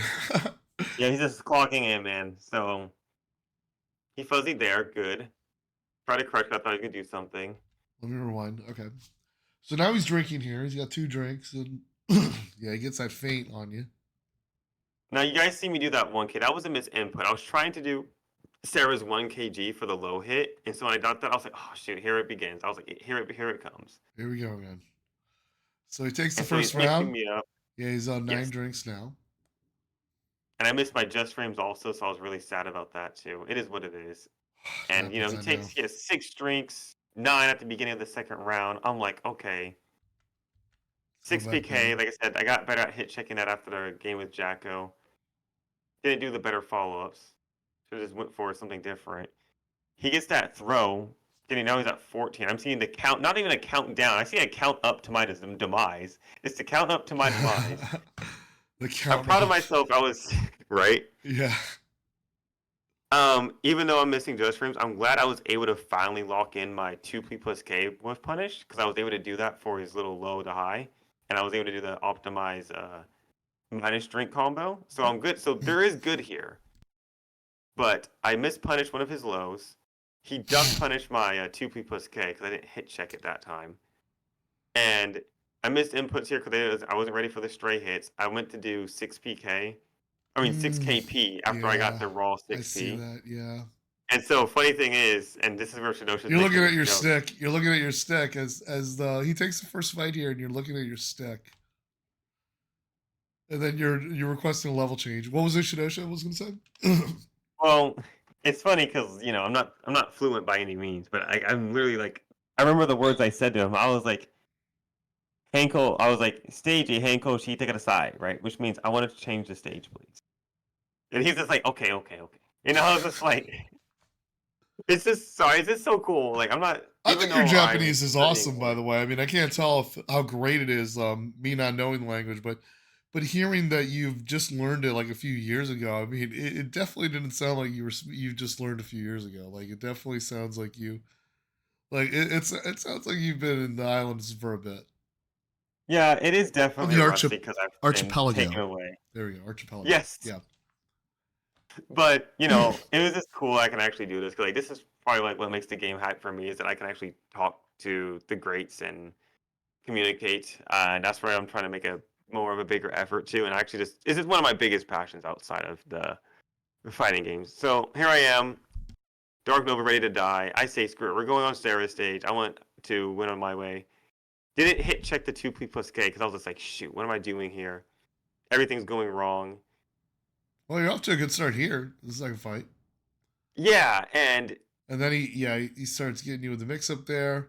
What I call he's getting the laying down a bit, gets you with the low there, and then you went yeah, chase after him after the block. He was able to get a sidestep, and there he is. He's got 6 steps on you. and Fudo's delaying the buttons is good. He's just not caring. Boom, boom, boom. I'm like, screw it. I got another 2P plus K. Did not hit check that one. Very sad about it. But you know what? I just know what to improve on. I was happy I did block in the beginning of round 3. I evaded his first move and blocked the second follow up. I'm glad I didn't just just panic attacked after that. And also when I blocked the side PPPK. Yeah, that was a good block. I see it now. Yeah. So let's stop there when I blocked the PPPK and I punish it. And like this is something that when it comes to commentary. Yeah, it's right there. Okay, and then he gets Yes, a at the follow 40 up there. seconds. Yep, and then you immediately go for the punish with a P and a K. Yep. Tell Yeah. me. So Talk to me. this is something that you should realize is that for side turn moves, or I should say, whenever you block a move on side turn, the offensive player is more safer by 3 frames. That move is actually minus 16, so I can actually launch him if it was a standing based on attack. But because it was at side turn, it was minus 13. So I'm happy, like, even though I'm in the chaos and the storm, I recognized a few things that I did right, even though it was a Yeah. blow up of 3-0. So that's why when you commentate, you can like point that out, like, oh, side turn action, everything on the offensive, the player with the offense is going to be safer by Yeah. by a +3 frame advantage, while the defending player is having to work harder at a -3 frame advantage. Right. And you can set things that would be sometimes that would appear like, so to phrase this correctly, like you would do certain moves that would on paper seem like a guaranteed punish, but instead it would just be a Nitaku situation where you, Yes, or the punish is way lowered, right? Yeah, the So like punish is way instead of lower. You still launching him, can't exactly fuzzy guard, but you can be able, but you do have some choices. yeah, and that's why I was happy I recognized the situation because I was side turned, right? If I wasn't side turned, the proper punish would have launched him with the double kick, the serpent smash cannon. But because I recognized it was minus 13 on the side, I just PK'd him. But I'm gonna be beginning to play the match again. You ready? Yeah, so you got the PK, and then you're fishing for the mids. He keeps striking Yeah. you, gets some knockdowns, pushes back. You're blocking up against the wall. You land another throw with him. This time you had a similar one earlier. You're Yeah, because blocking the that throw low. takes away the drinks, by the way. Like Sarah's Yeah, neutral throw and her back throw take drinks. So they're not the most damaging, but it messes up his game plan. yeah, and you had him down to like the threshold of 7 drinks in round 3, which is not bad. Like, I mean, he still was Yeah. able to pull off, but you did a good job of kind of limiting the abilities that he gains. So, because someone in the crowd asked me, what does Shun's drinks do? And I say, basically, it's like a meter game. His drinks, it's really just like he builds up super meter and he gains extra abilities and advantages from that as it reaches certain thresholds. FYI, I paused. I'm at the beginning of round 3, but keep going. I didn't want to cut you off. I just want you to know Oh, you're in the we're on beginning the of same round page. 3. Sorry, I just started the third fight. Oh no! I'm at the beginning of the third fight. I haven't started it yet because I want you to get your thoughts out. And that's one reason why, Yeah. like, when watching this again, I'm actually happy. Like, even though it was a blow up, there was progression. Because at the Gene stage, John Cujo stage, he had like 14 drinks and he just annihilated me. Right. That round, I was able to keep the drink count down. I did some good, solid punishment, but it wasn't enough. So there is progress here, and I feel that's how it always goes with Japanese players. Is that I will just get smoked so hard at the beginning usually, and then once I get like 10 games in, maybe on a good day I'll get an actual game. I'm not even gonna sugarcoat it. I have fought Japanese players 15 games straight, and I have lost every game, and I have no shame in it. Yeah, I did that too. I did that actually quite a So few. I mean, especially yeah, with Chinpan. You're never going to expect me to get a fight on Chinpan, but it was an amazing experience to have. shoot, man, I I think, fought Jim Pan for three times in a row. I fought Jim Pan at least once a year, and I finally got my first win on him this year. And like we played about 10 games. I know there's people that have I probably got played one. VF for like decades and never had an opportunity like that. So that's I got to take it as it is, you know. Yeah, dude. Yeah, Chimp. Like, yo, dude, they're just that amazing. So, And that's and and honestly, Nova, like I've had it so many times where I've been like on stage, on stream, getting executed by the best. I mean, everybody ranging from Knuckle Dude, Gachikun, um, more so in Street Fighter on my end. yeah, But it's he does play that too. and some people. The funny part is I fought Gachikun in ComboBreaker in 2019 in Street Fighter 5, and I took a round. I mean, he beat my ass. He beat my ass good. There he is. He finishes you after blocking the knee, and then he daps you up and all that, and you get your 5th place finish, and you're like, I have gotta get to the airport now. Oh, did you fit? Oh, I didn't even play the match yet of the third one. Oh yeah, I mean it's a blink and you miss it. We can replay it again. Oh, Um, yeah. because I want And to then share we're some. talking I about want to share that. some perspective too, because like some people were like, because someone stopped me in the hallway, and this was actually the original Combo Breaker venue, the Like, Pheasant hold Run on Resort, one second which to is make sure I'm keeping up with you. yeah, So we're gonna pause the beginning of the third round, and then you're gonna keep talking about this. third fight, my friend, third fight. Yeah, Okay. third fight. Well, I'm at it We're where gonna it pause. says ready. Yeah, I'm gonna pause here and just go into it. Okay.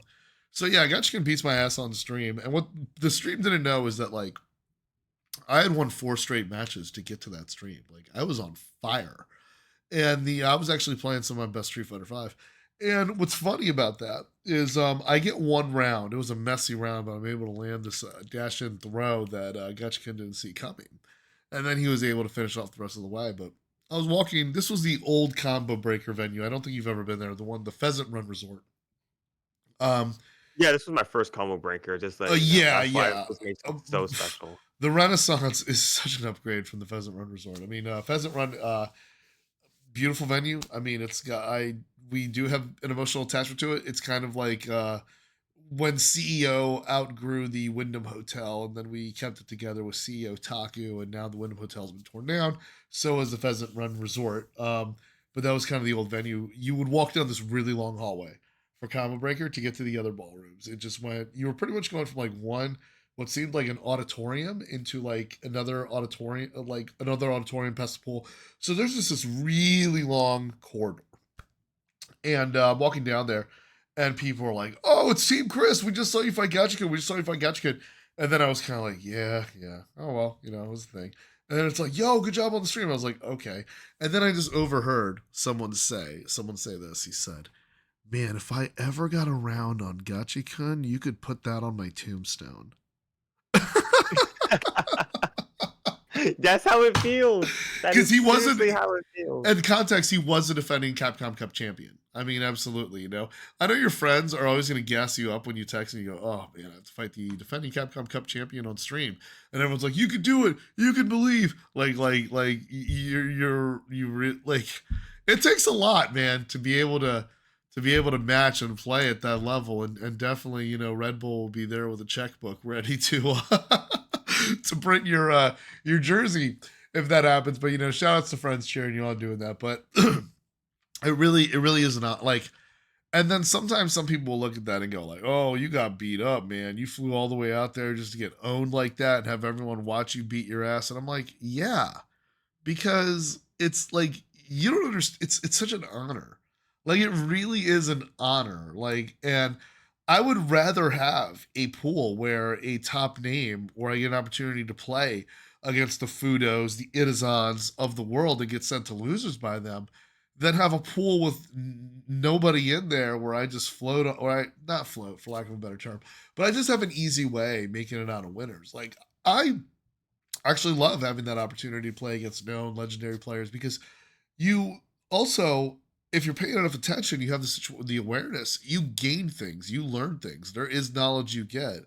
One of the things that I kept mentioning was that when you play someone who has this level with their character, you're able to level up 1,000 times against that character. Like when I fought against Chinpan, I felt like, wow, I now feel like I could beat 1,000 more Jackies. Like, Yeah, so yeah, you get that vibe. and I'm kind of glad you said that, because I'm gonna, one thing about fighting these Japanese players is that it's crazy, because like I'm gonna play the match and talk about my Japanese experience, but I will say you, Denkai, and by you I mean like actually you, Chris, not you, Sarah, the player. But Right. like I had so many people say like, yeah, you gotta believe, man. Like mental health in fighting games and like not losing your fighting spirit was big. But I'm gonna go into that after this fight with Fudo. Let me know when you're ready. Yeah, let's go with it here. So we All have right, so 3, 2, 1, action. You know I'm yes. a BlazBlue fan. So he hit me with the combo. That was fine. I moved when you block it, I think -15. I did punish that, and that's a Japanese punish that you'll see very often, is that they'll jab a -12 situation and instantly throw. I don't know why they do it. I think it's like a like a gimmick or something. I have to ask Hema. But I used it there, so I was happy to do that. That was I like how intentional. you went over under his kick with you did the low rising kick there on wake up, and you went switch to the other side, but somehow the kick was able to hit on the other side too. Right? The other side that you left from. That was an interesting exchange. That Yeah, I had to was like get on the what's it called. And again, mischecking my 2 PK. There he is. Yep, optimizing. He's still at 6 drinks at the round 2. He is losing. All right, he is winning. I'm losing. yeah, and And I missed my 4P. he does a good job of like really dodging. He dodges your 2P like so many times, like 3 times in this Hold on one round. second, really quick. Sure. Or back, I'm gonna get to your comment after, I'm in but I'm round curious. two. I'm in round two, and I think like 4 times he's able to successfully sidestep your 2P. Yeah, Yep. in round 2. Yeah. Yeah, let's go back to round 2. And then he gets that wall throw on it afterwards. But yeah, he does a really fantastic job there. Just because I guess. Oh yeah. Okay, I know what he's talking about. I know what Blacklord's talking about. There you go. Yeah, you're right. Okay, that makes sense. Sorry. Thank you for educating me again. Sorry, Chris. I didn't mean to cut you off. Yeah, I'll go into no problem at all, man. But I'll explain it because this would be good for your commentary if more players do it. So, are we at the beginning of round 3 yet? Yep, beginning of round 3. This is match point for Yeah. Fudo to get into the top 4. And then I had a beautiful side turn situation. Failed the execution. That's okay. It just happens. Yeah, I see that. You could have really. There was a good. You were able to get some strikes on there, but I saw you could have really blown it up and probably taken about 10 to 20% more of the HP. You're throwing 2P a lot. Especially there, you Yeah, connect with him twice. Yeah. Oh, he does a great sidestep on your 9K. And so pretty much because I just saw everything failing, and this is on my end, right? Like when he's just better than me, but when I'm not really doing good execution, it's just how it is. Like I said, I'm not gonna blame the stream setup because we all played on the stream setup. This is nerves and just making sure I lock in. But just to fail forward, I am happy that I did see progression in those 3-0s. It wasn't just like the first match. So, here I'm just kind of like, okay, well, I made top 5, and this is where I just got to say, so going back to Black Alert's point, I did the jab throw because that's what you see Japanese players do. Jab on normal hit is +5. So the opponent has to 3-3 fuzzy guard. And when you do PK, is -4 for the opponent so they can, fuzzy guard. So I think it's the way because they're waiting for the K and they instantly throw that is like a gimmick. Right. And as a player, I need to start doing that to increase my defense also. So when I got that, strat that they do, I was like, good. I'm actually doing, their level of strategy. It's very, I'm nowhere near to their level, but like, I'm glad I'm actually like doing it to some degree. Right. And that's something that you can point out too, is that when you see someone do a punish, there's like a jab throw, you can say like, oh, that's what that you'll see that strategy in Japan because, jab is +5 so you can fuzzy guard, but if they're not ready for it, you get extra damage. And it catches people sleeping. Oh, it's fantastic too because it also makes the opponent. What I like about it most, I'm thinking about the situation and why it makes it effective is that what better way to land a throw on someone than when they want to block? Not just when they're going to block, but like when you're getting hit with a string, like you want to block. And then they're able to meet you halfway when you get that, when you're finally able to block. You're like, it's finally, I can catch the strike. And they're like, gotcha. They intentionally drop it in there to be able to trap you like that. Well, also, it makes it great too because, like, if you get that successful throw, you turn a 12-frame punish, which could normally be consistent with PK, into a knockdown Oki situation. Right. And that's why, Blacker, thanks for breaking that down. It seems painfully obvious now that I think about it. But yeah, so reading what he said, in terms of that jab throw, he said, it's because you have to 3-3 to avoid the throw after the P. It's the way to check if they are doing it. So it's a knowledge check punish. And it also catches people sleeping. Who can't tap down to duck. It's a fake Nitaku, which I'm pretty sure you know what Nitaku is, -6 to -9 mid-air throw. Yeah. So that is amazing, right? I'm glad I pulled that off. I guess in that matchup, because I failed the 3 PK PK punish, I kind of wish I opted for side turn PPK instead, or just even as normal PK because it's more consistent. I wish I just knocked Shun down more. I think the reason why I was relying on 3P is that in the Sarah matchup, 3P is your best friend because it's kind of like her second jab because it is farther distance. It's the same frames as a jab. It is negative, but it also tracks to her front, and it takes a drink from Shun. And so that's why I was like trying to use that more. I just didn't get to optimize it as well as I wish I did. But the point is, next time, right? So when I lost that tournament run, I was in scramble mode because like I was saying goodbye to everybody and just trying to weigh the options of. I was told by the ComboBreaker staff that I should wait, and I really wanted. I was there. Yeah, so you were there, and I just told him, look, I'll wait as long as I can, but just please realize I can't afford another flight if I miss this. So I went to I was talking to everybody, saying goodbye to people, letting know the situation. I sadly didn't get to play everyone who I wanted to or say goodbye to everyone that I wanted to, but I felt so happy to, meet everyone. So I was taking pictures out left and right. Like, I took some of Tengu Man. Then when I got my medal early because I decided to leave early, I hung out with this one newer player named Flat Top Chicken. I don't know if it's real tag, but I just know that's his YouTube channel. I let him wear the medal because he's like, one thing I want to do with these new younger VF players or the new ones is that I just want them to feel good about coming to the events. Like, he always Yeah. highlights saying like, yo, the VF community is awesome. Like, you gotta motivate these people, Oh, the and experience like is he great. Yeah. always and like he's one of those players that will like actually DM me saying like, hey, I hope you're doing good, Nova. And I'm like, I like that. Like, I don't take that lightly. So I No, always try no, to you make time shouldn't. and There, and I know we mentioned like having friends in the fighting community. They're like real friends, like not, but like not real. They're all like friends are friends, but I mean like friends yeah, that like we, you're we can friends we with can be outside of friends the outside the FGC. game. Right, Yes. right. We can go to movies together and just be like personal friends and everything. There are other parties that I know in the fighting game community that like. I mean, I was going. You mentioning your back issue too, and how VF inspired you to play through it and keep going because you had no option with it. Um, I mean, Yeah, that was my I, painkiller I I was haven't that said nerve this too thing. much on stream. I've said it a little bit on social media, a little bit with people, but like I was really going through a thing like from November through probably last March.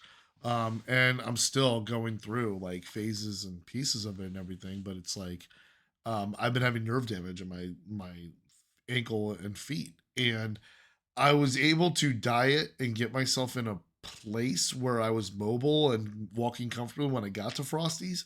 But after I commentated the top 8 for VF and I came in on finals day, I got the nerves really kicked in, and I was struggling with walking. I remember, I was walking so uncomfortably and in so much pain with my nerves. Over in January, leaving Frosty's, they multiple times offered me a wheelchair, which is wild. Oh I wow. refused. Yeah, I refused. But there were some people who did check in on me, and notably Cujo Kate. I don't know if you ever met Cujo Kate. She's I met her, but I awesome don't think I figure. really exchanged. Yeah, I know she's Yeah, great people. That's great Doctor person. B's friend. Great Yeah. person, but she's been messaging me and everything. She was like, about because she was like genuinely because she knew what I was going through and knew that it really could end up with my leg getting my leg or feet or the knee to below getting amputated possibly due to disease. So that was I'm in a better place now. I mean, as you've seen, I've dropped pounds over the last few months and continue to. But I remember getting off the plane and the plane back home even, and I just remember just saying to myself like, I've never seen the FGC in this state, in this place where it is, and it's such a different time. I mean, I've been traveling for 10 years, and now I feel like I'm revived. A new quest has opened up, and there's just new avenues for me, and new community, new games, new challenges, and I'm just ecstatic, limping off the plane, like I'm barely crawling, and I'm just like, I have to do it for this community. I have to, no matter what. Nothing's gonna stop me. Nothing, and that I felt that deep. So I can relate, and a lot of us have those origin stories of all the things that we overcome to just be able to play the game. Yeah, and I'm kind of glad you said that, right? Because like, there's so many people. Hey, Blackbird, thank you for stopping by.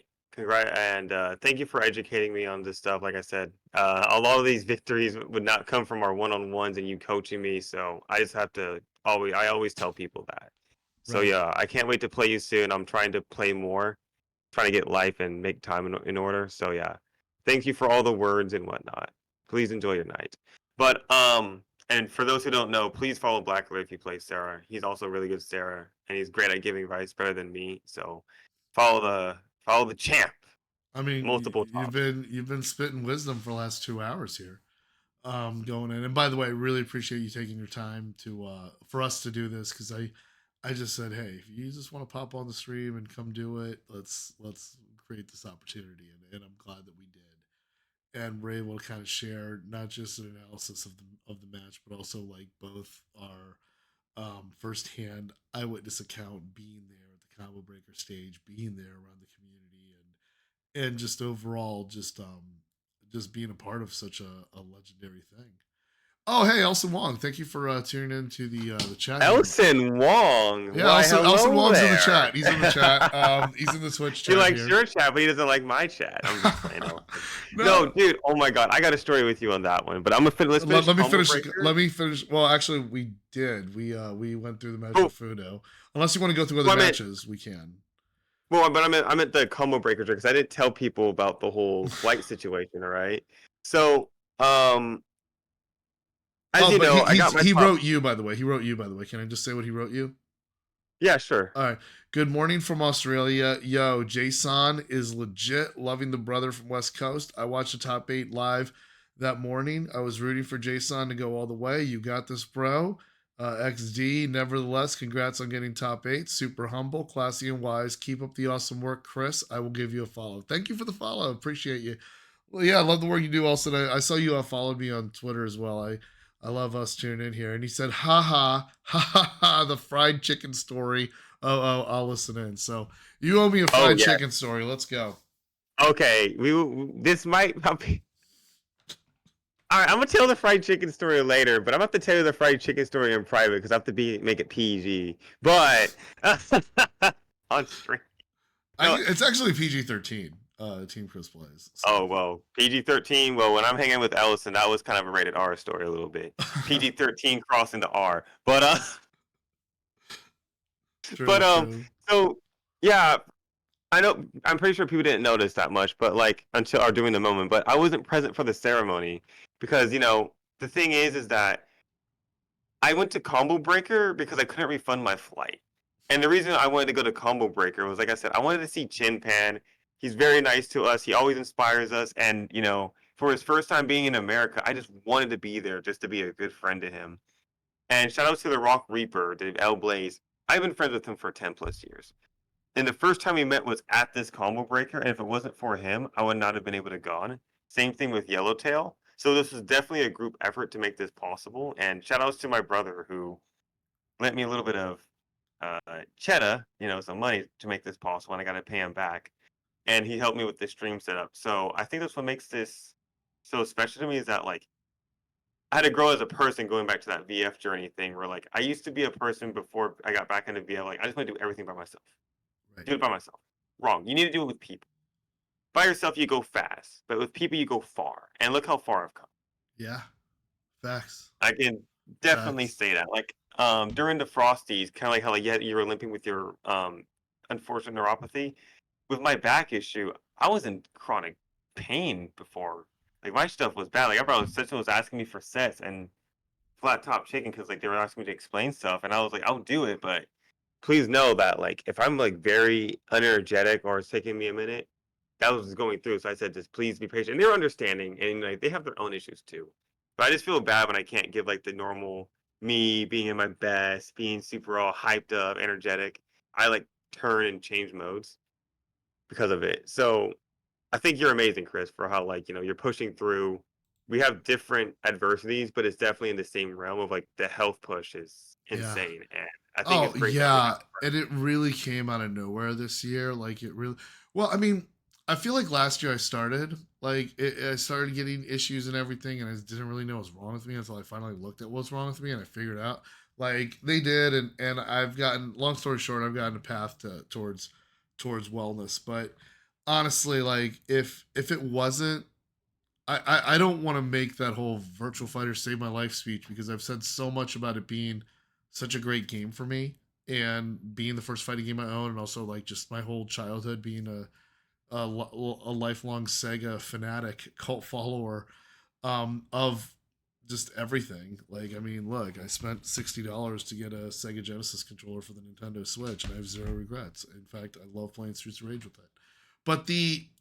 But really, it's I would not have gotten this far or been as inspired if it hasn't to get better myself, and just all around change and improve my approach in fighting games in the FGC and the commentary grind. If it wasn't for just seeing one of my favorite franchises from one of my favorite companies just being put out there and doing so well and just all of that. So really it's been great, and I'm telling you, like, I've been traveling for 10 years. I was an off again on again 09er with the Street Fighter 4, with the revival that it was with Street Fighter 4 and the time being with it. But it was 2014 where really I committed into it and got into traveling. And I want to tell you this, Nova, too. The fighting games have broken my heart in pretty much every way you can imagine. I've dealt with so many different scenarios, both in the game, out of the game, within the community, personally, so much that fighting games have taken away from me.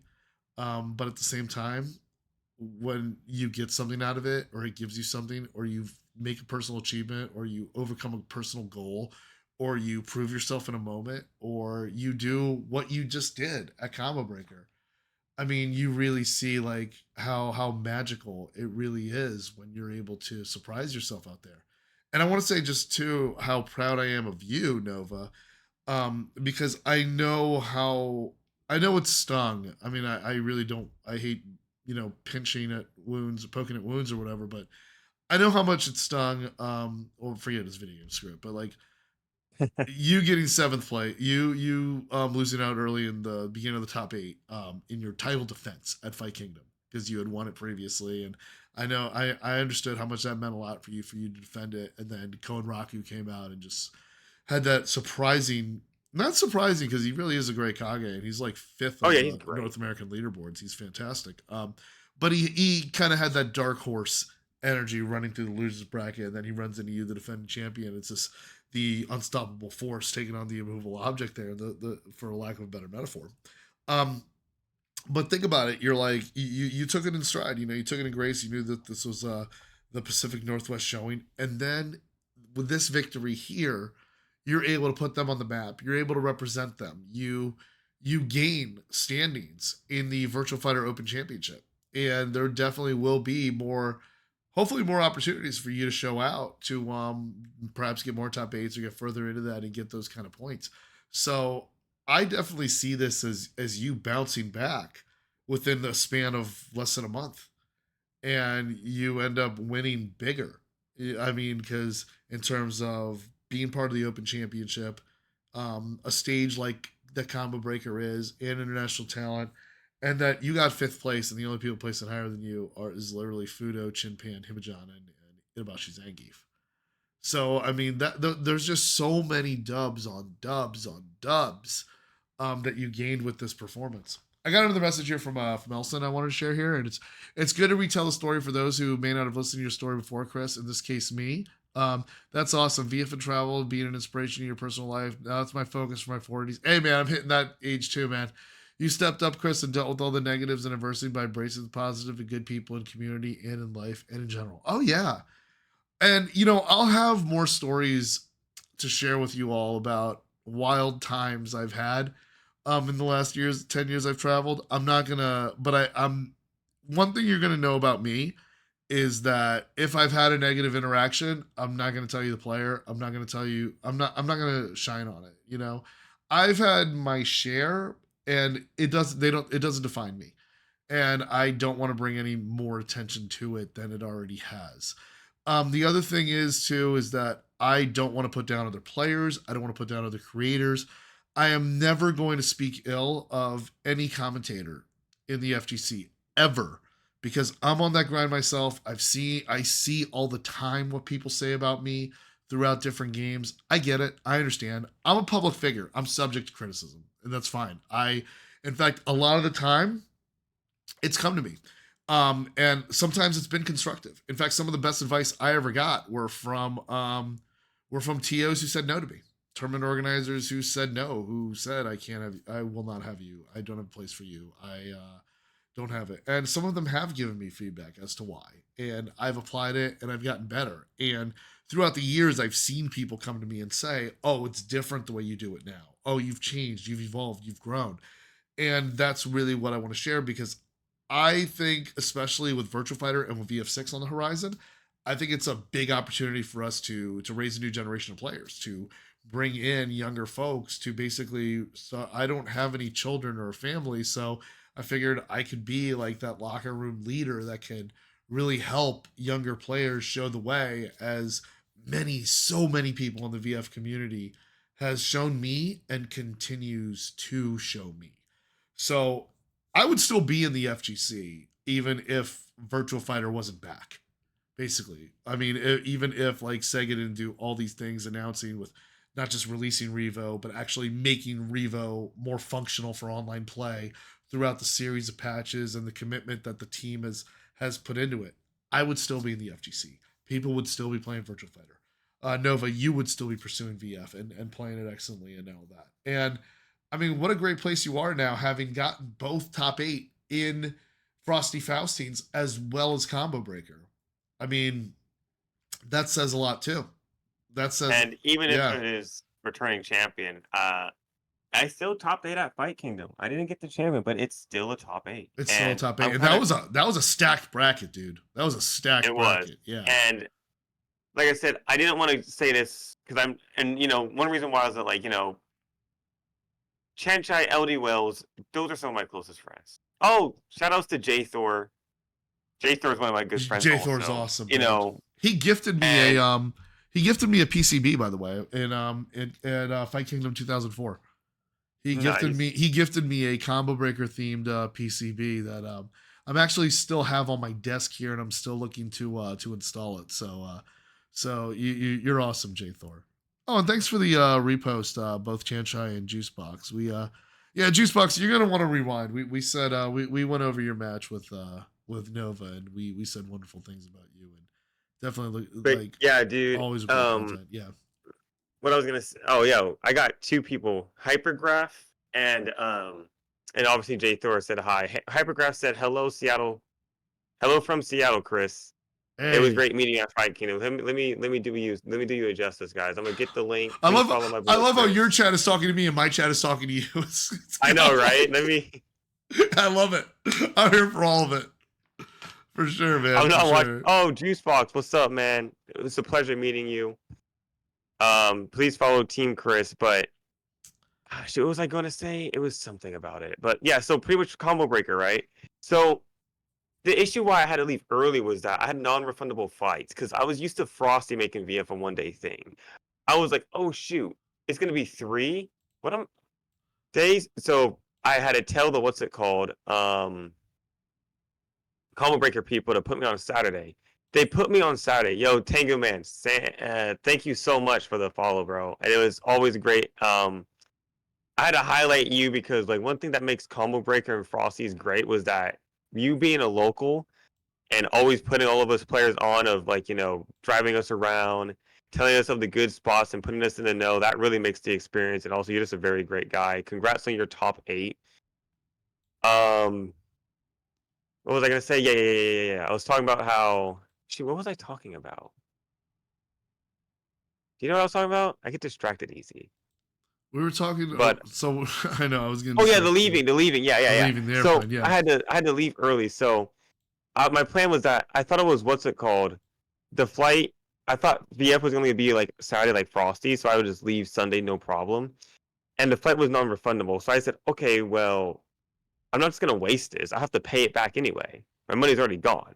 I might as well go see Chin Pan, meet everybody. Not in the longest way I wanted to, but at least I still got to show up. I also got to see all the Sega people. Everyone was super kind to me, and I'm happy I went because before I went to ComboBreaker, my plan was to go to Evo Japan again. Right. And I had all of the KDQ people. I had Rec. I think even Tengu Man. I had Flat Top. I had multiple people asking me, "Hey, are you going to ComboBreaker? Yo, you need to go to ComboBreaker." And I was kind of like, "I don't want to go to ComboBreaker. I have to go to Evo Japan. I have to do Fight King. That's gonna be too expensive."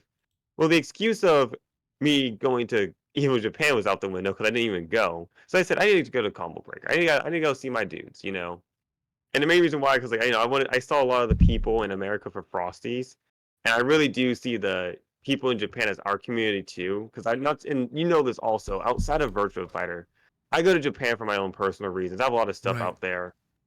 I have friends outside of VF, even outside of Sword, right? Even outside of Kenjutsu, I have just normal friends who I love to see. But I couldn't go this year. It just is what it is. There's nothing wrong. It'll happen eventually. So I went to ComboBreaker. I did my best. I got the top 8. And I was happy because, like I said before, this top 8 was meant for the Pacific Northwest, so that we can play. And it was so good meeting everybody. And I just felt sad that even though I couldn't stay for the ceremony, I'm glad I'm glad I showed up. Yeah, By the way, and hopefully Evo will be good. yeah, well, I mean, really looking for Evo is so great. It's a can't miss event. It's fantastic, and But I'm just glad that let VF me is on shout the out. stage there. I want to give a shout out here. I just got some new follows, by the way. Thank you, Juicebox, for the follow, and Hypergrav and J Thor, and Elson had a message here. And I see your message, Hypergrav. I just saw our screen. Didn't look at the name. Hey, gotcha. It's all good, man. And then Elson here mentions he wants to give a shout out to Tengu Man. Also, roomed with him in 3 days in St. Louis. Pretty much on their area for the VF USA tour last year. Friendly and very knowledgeable VF. Yeah, I learned a lot from him over the weekend, man. He's fantastic. Oh yeah. And really, really want to pick his brain more. Fun fact also that you mentioned St. Louis. There's a huge 5v5 team battle tournament they're doing, River City Riot. Tengu Man, thank you for the follow. Man, everyone's tuning in. It's great. After we went through the matches, I love it. But hey, you know, it's all good. It's all good. I'm sure they were on your channel too, Nova. So thank you, Oh yeah, they are. But yeah, the fun fact about that is that I actually have family in St. Louis, actually more so in the Fairview Heights area, which is about, I think it's like a half hour, 45 minutes north of where St. Louis is. I went there many moons ago, and it's been a minute since I've been there actually, because I used to visit all the time when my grandparents were alive. So the I could make like I think I could actually get a cheap flight out to the Midwest and stay with some family. I'm gonna hit them up and see.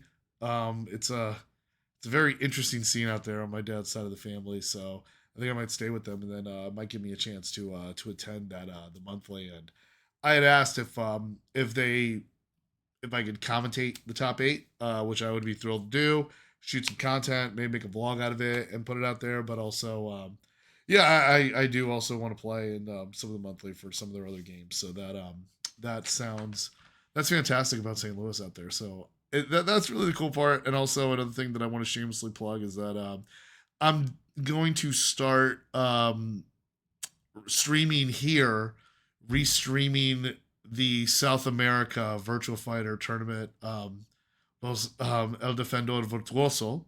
The man, I'm butchering the Spanish. They're saying that. I'm tired, y'all. But the El Defensor Virtuoso is I'll be restreaming that and give it an English stream to showcase some South American VF. And in other news, we also started a upcoming Virtua Fighter weekly in South Miami over at ROK Esports.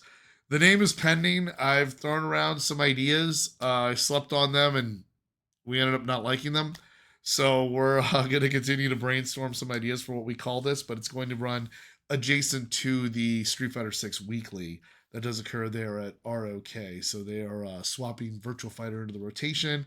And we sent a roll call out there to pretty much all of Florida. So we're hoping that Central Florida can come on down and play. This also means that we want to expand Virtua Fighter 5 into our monthly tournaments and also the tournaments that we advertise for. So, because I mean, Gentleman Thief like to tweet. So the hope is get some Central Florida players over at Retro Revival in Orlando. They do have a bi-weekly, I think it is, for VF5 that Volcano Shed wins pretty free. But there are some good players coming out of there as well that could definitely give me a fun time as well as some others. Well, so let me we're looking forward to that development. I have some. Hold on, Chris. Let me pause. I don't want to like NYCVF. Thank you for the follow as well. Need to let me give a shout out to Lau Perez, who's the who be at the tournament. Mm-hmm. Shout outs to you. Shout outs to Juicebox for the follow. It was very awesome. I felt very honored to meet you in person. Like I said, I told you I was watching you even for 10 years now. Yeah. For KOF and other games. And, you know, going back to Florida, right? I think it's cool because you guys actually have 3 solid players I know of. You got GT. Yes. No introduction. You got Blackstar, who lives in Florida. Yes. You also got Bruce the Beast, who's a close friend of mine. He plays a lot too. You got yourself. Yep. And you got Volcano. Oh, no, I'm not that good. I'm not that good. Come on. No. Not good yet, but this is something I want to talk about because Juicebox shared this with me, right? Right. We're talking about St. Louis and team tournaments. And me and Juicebox spoke to Carlos, and I think you were there for part of it. But we need to start doing team exhibitions, like, just region versus region, This will help us get better faster. Because, like, Team Johnny, even back during the Flash Cups, right? I don't know if you were there for those, but Chief Flash, one of the goats of Virtua Fighter outside of Japan, he would host league battles where, like, it'd be the first person who would win the league battle. We get a spot for Flash Cup finals where we do a total of 16 or 15, and everyone would just play for the ultimate Flash Cup battle. Right. We got so better because, like, we got a lot of matchup experience of making better reads and whatnot. And Hema John was like, hey, if you really want to level up, do team battles because now everyone has to work together, point out play, analyze so that we all perform. And that's why I loved Fight Kingdom. And I wish Sega, hopefully they'll promote it next time. But I wish they promoted the 5v5 of Portland versus Seattle because we did that in honor of Beat Tribe, right? Yeah. Because that's where the 5v5 format came from. I do recall. I almost played in it, by the way. I almost played in it. I almost was on Team Oregon. I didn't hear about that. You were almost on. I know they were kind of struggling with players. There were rumblings to get me on Team Oregon. But we need you for commentary, so it was like, what are we gonna do? Yeah. But go into what. Hey, can I also say something too? I don't want to make any excuses or anything. I'm not. You're gonna get what you get from me. But I was on like less than no sleep. It's all good. I actually tried to sleep on the plane on the way there on Alaska Airlines, but this old man punched me for snoring. Oh my god. Fun hey fact. Man, I want to defend you on that one, but that was a fun flight. God damn. By that I mean like Alaska Airlines is top tier. They took care of me. They moved the guy like a few rows up and everything, and then he had a crying baby next to him, and I was just the whole 6-hour flight from Miami to Seattle. I was just kicking back watching this baby cry.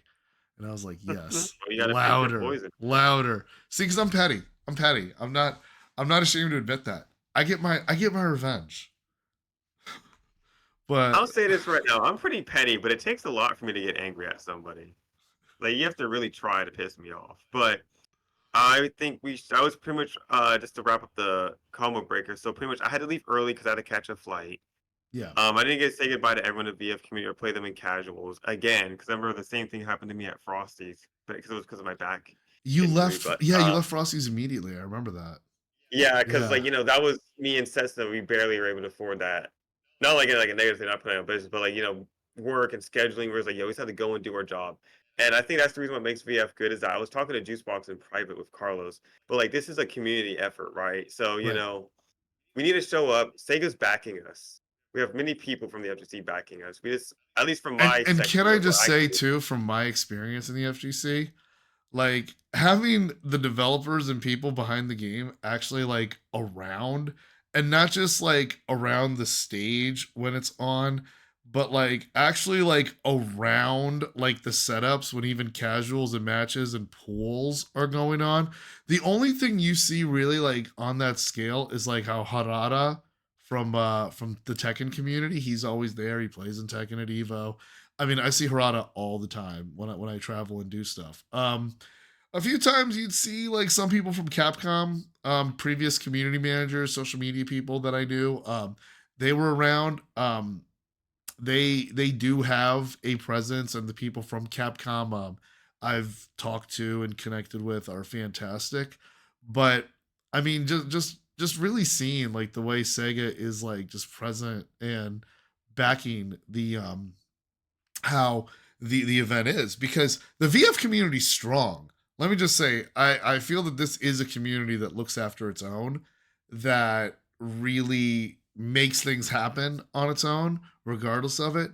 But it's such a special time in the FGC when you have that developers backing, when you have official events and things that can create opportunities for people to really expand their platform and expand their horizon. And one last thing I want to say, if you let me rant here, Nova, there was a recent interview where someone from, let me try to Google this actually, where it happened. You get to hear my typing of the dead, high scores typing speed here. I Um, agree with you. and That's why people should just play, bro. VF is strong. I'm gonna go into what you be doing too in a second. I need to cover Juice Box's stuff we talked in a DM. But finish up, Chris, really quick. Sorry. yeah, I wanted to say there was a recent interview, and I think I saw something about So this was written on Event Hubs here, which I wanted to talk about here. And Event Hubs is a fun website that I almost actually got to work for one time. They interviewed me back in 2015. Fun fact. But I still always was a fan. And you know what else? They're great because they spell my name right. But let me try to see if I can find this. Okay, I'll tell you what. I'll just put it here in the browser. But yeah, what they were I'm saying skipping here down is to our that we want to see so much. that what they mentioned and who was I don't know who they interviewed particular with this. It was it was Richo Yamada and they say like Yamada was saying that it's my personal feelings, but I think Virtua Fighter was built upon strong players. It's a title that's shown because of these star players. We'd like to see star players become popular streamers. So really what I see here is that like the biggest win I feel like the biggest win for this community is going to be like the arms race and content. And you see how much a game jumps and makes strides when content creators jump in and do things. For instance, with TNS, Maximilian's involvement created so much influence, and you had such a massive online tournament that pretty much all of us was a part of. I mean, it was definitely a can't miss event. So there's never been an official worldwide tournament or anything, but at the same time, like this is a strong player response, and it's going to be like driven by the content that us the players create and does. So that's one thing I just want to say that we need to throw out the gauntlet on and everything. And that's one thing I want to take it upon myself to try to release more discussions, insights, and just all around player perspective.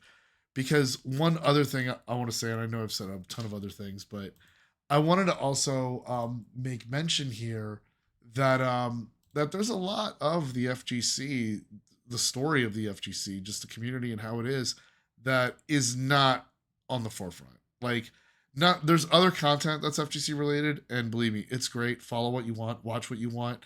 I don't want to say you're playing the wrong game, you're watching the wrong channel, you're seeing the wrong people. Continue to support what you want to support out there. Honestly, do that. But at the same time, there's a lot of player perspectives, a lot of player experiences, and just a lot of insights and just points of view in the FGC that just aren't getting or being seen enough or experienced enough. And that's something that I hope we can do more of with our content, as well as continuing to expand the profile and the following of this game on the world stage. Well, by the way, Laufars, thank you for the follow. I know your Nova was telling you about him. Oh, hey, Vendir, over on TikTok. Thank you for tuning in. It's been a minute since I ran across your stream. Well, it's also been a minute since I've been consistently streaming. In fact, I'm streaming here at 1 a.m. at degenerate hours, actually. I'm supposed to be up in like Degenerate hours. I'm supposed to be up in 4 hours. And glad to have you on Sunday for the South American VF tournament. Hell yeah. I look forward to El Defendor Virtuoso. I'm going to keep on working on my pronunciation because I understand Spanish. Like, you can speak Spanish. I interpret it. I grew up watching Salvador Gigante and novelas with my mom. I was actually born in Venezuela. I became a U.S. citizen at the age of 15. But but yeah, my speaking Spanish is terrible. But I really feel I've been talking to a few people. It was really Setsu. Setsu, the Akira player, he was also a ComboBreaker. Awesome dude. He really was the one who helped me make this connection here.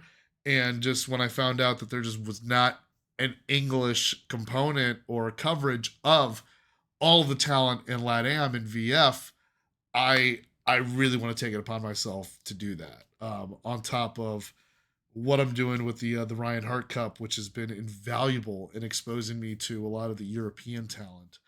Um, so that definitely is put together. So I'm gonna work with you guys on how we're gonna present it, how we're gonna broadcast it and stuff. But I really look forward to it. So yeah, those are my 20 cents because I gave a lot more than 2 cents. Yeah, so like I was gonna say, the team battles, right? One thing is that I think this is good to introduce Juicebox idea because like he wants to run regional team battles, right? Like Right. Seattle has 5 players I think who probably wouldn't be down for it, like me, Cohen Raku, LD Wells, Christian or XTN, and probably FC Racer. That's 5 people. Yeah. Juicebox as well as Solari as well as 3 other players would be one. So we have like a Arizona versus Seattle. Chanchai has his 5. And I think it'd be cool just to have 5v5 exhibitions, even online, just so we can have like that team minded of, hey, we got to get better at this. Like, hey, you're weak at throw escapes or you're weak at doing this. Hey, this guy does this. Let me tell you how to get better at doing that. And we spoke to Carlos, and he's willing. Sega's willing to provide, game codes and other stuff for us like that. And one thing I suggested is that exhibition titles, for like in-game titles, he said those are easy and Right. it'd be a good way to get people to watch. And also, Yes. Yes. I think it's good because the one thing about Virtua Fighter, I'm gonna go into what Cruz said too, is that, like, and after I'm done with this, is that there's so much we can do with team-based stuff. Virtua Fighter is actually, even though it's one-on-one, it's actually always been very team-oriented with the Beat Tribes. I mean, VF3 is called Team Battle. And, when we have crews like, Swampland Empire, Strike First, KDQ, Right. and whatnot, or even, I'll just say refugees. I don't see that in like a bad thing, but like there's so many Tekken refugees. We have a few KOF transplants. It'd be cool to say like, hey, let's have the VF team that was from KOF fight the VF team that came from Street Fighter or Tekken. Let's see how they break down the game. Because Yeah. that's the reason why I had a very good time talking to Juice. I actually asked him like, hey, your VF journey is not a typical for a Virtua Fighter player. It's typical for a fighting game player Right. who like they'll go through multiple characters and see different matchups. And I asked him how was it, and when he gave me his answer, I was like, oh wow, this is very interesting because I'm a very big coming from Yu-Gi-Oh, right? I'm like heart of the cards. I got my ace, and I'm gonna stick to it. And as long as I know there's a chance for me to win, I'm gonna do it, right? Right. So when he broke that down to me, I was just like, oh wow, this is good. And so when he gave me this idea of having 5v5, it was so that we can level up faster. Because the thing is, after being in Japan, I've even though I was getting my butt whooped constantly, and I did get games off them, and they were saying you're very good, but they were saying I was very good with the fact of like after all the stuff that we have to go through in the West just to get the skill that we do have. Mhm. They understand that they're very spoiled and how they can once again. I heard this from other people too who frequent Japan. So they're not like just glazing us or just saying like, "Hey, yeah, you guys are good." Like, yeah, they're being polite, but they're also saying it from the stance of like where we're coming from too. Right. Um, Especially since like Cruz on my stream said it correctly. People need to just play the game and forget because people forget like during Final Showdown, it was if you didn't go to New York, you had to go to Japan to play. There was no place to play offline. I was lucky because I had a friend to play offline who knew the game, so I was able to get good. Because I always compare my VF journey to like Luke Skywalker, or how he has to like go to Dagobah or go to Japan, do unorthodox means of getting knowledge, which is why it took me such a long time to get good at the game. But that's why, even before Parsec, it was just insanely hard. So now that we have this, what's it called, team battle format of region and region, and people who want to play because of the momentum, I think Juicebox's idea of having regional battles or even having a regional tournament, even if it's online team battles, Right. is good because it's not about playing the game. Because I know VF is a game that's meant to play it offline. That will always be it. But people are always like, oh, it's laggy, it's this, and I do it too. I'm not gonna act like I don't. But the point is, when I play online, or at least when I play, I try to have the mentality like, what's best for Virtual Fighter? It's not what's best for you in your stupid rank. It's what's best for Virtua Fighter. Right. People should play to put Virtua Fighter exposed so that we can get more people to play. Because you might be complaining about online, but let's just say you live in the middle of nowhere and 4 people want to play online because they saw you play. Now you don't have to play online. That doesn't mean you don't stop playing online in a sense, but at least you have the option to play offline because we want to gain traction and whatnot. And I think it's cool that we have, Shadosha getting the gigs as well as Limey, who are technically, I guess, are grassroots players. And then we also have, Justin Wong, yourself, Tasty Steve, and Rip, who also love the game, working with them, and as well as Sega.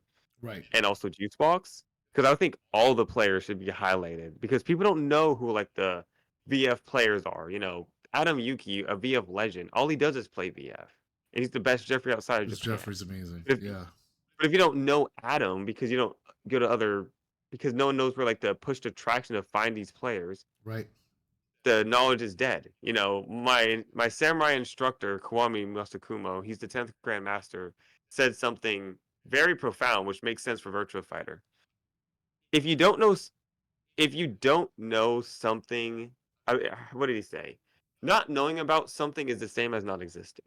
That's pretty much what he was saying, and I feel that's what it is with VF. It's getting way better, but that's why I feel like the issue was here, and that's why, like, you know, when I saw Cruz for the first time with his stream with NYC VF, I didn't know there was a VF stream when I was trying to look. I would just find what's it called, Yeah. and it helps, and that's the reason why, you know, Juicebox just said in my chat, we gotta play and show it off and bring people in. We can do it. We have the backing of the company, Yeah. which Cruz can say NYC VF because he was active during the FS days. I was still very in college. You know how it is being a young adult. It's hard to travel when you're early 20s.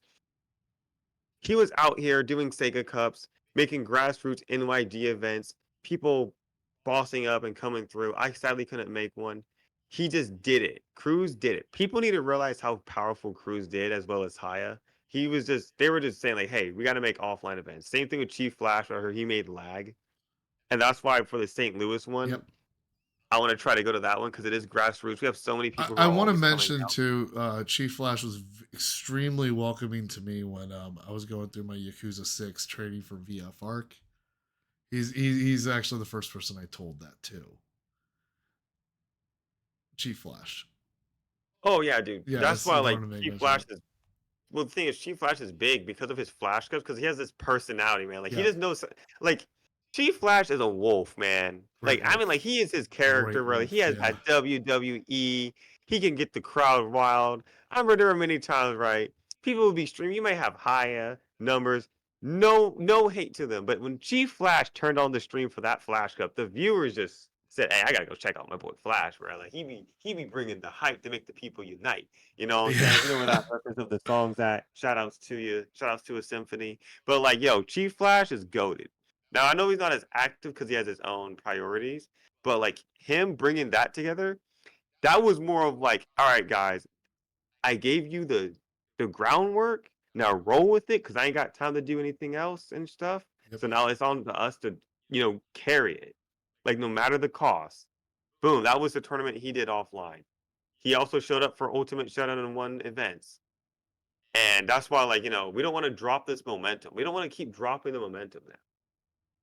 You know what I No, mean? and I And I think feel also like Justin Wong is like interested. Like he wants oh like yeah. yeah. He's definitely said things about it and voiced communication for it. And like I think honestly like the more we can embrace like this kind of interest and just attraction cuz the other thing is like I mean just a little bit of SF6 we got like the Akira mirror and then the no not the Akira mirror sorry the Akira little preview and then the Akira saw clips of Akira and Stella is going to be your new main Nova and the I haven't given up on we still Sarah. don't She know. might be We still don't know might her. be DMC. Yeah, we don't know what the hell happened to Sarah, but we'll figure it out. And then we got a ring entrance. She's a beast. We got a ring entrance that seems somewhat announced by Justin Roberts, formerly of WWE, now AEW. Definitely sounded like he was doing the ring announcing there.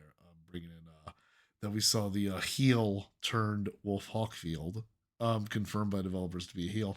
So yeah, it's great too because we're just trying to just bring people in and everything. And going back to what I said, like we're never gonna have that attitude where it's like we put down like other people's games and it's like no, your game is just it's not good enough, it's trash, or it's low skill, blah blah, blah like just all the things, it's too jank, all the things people said about different fighting games.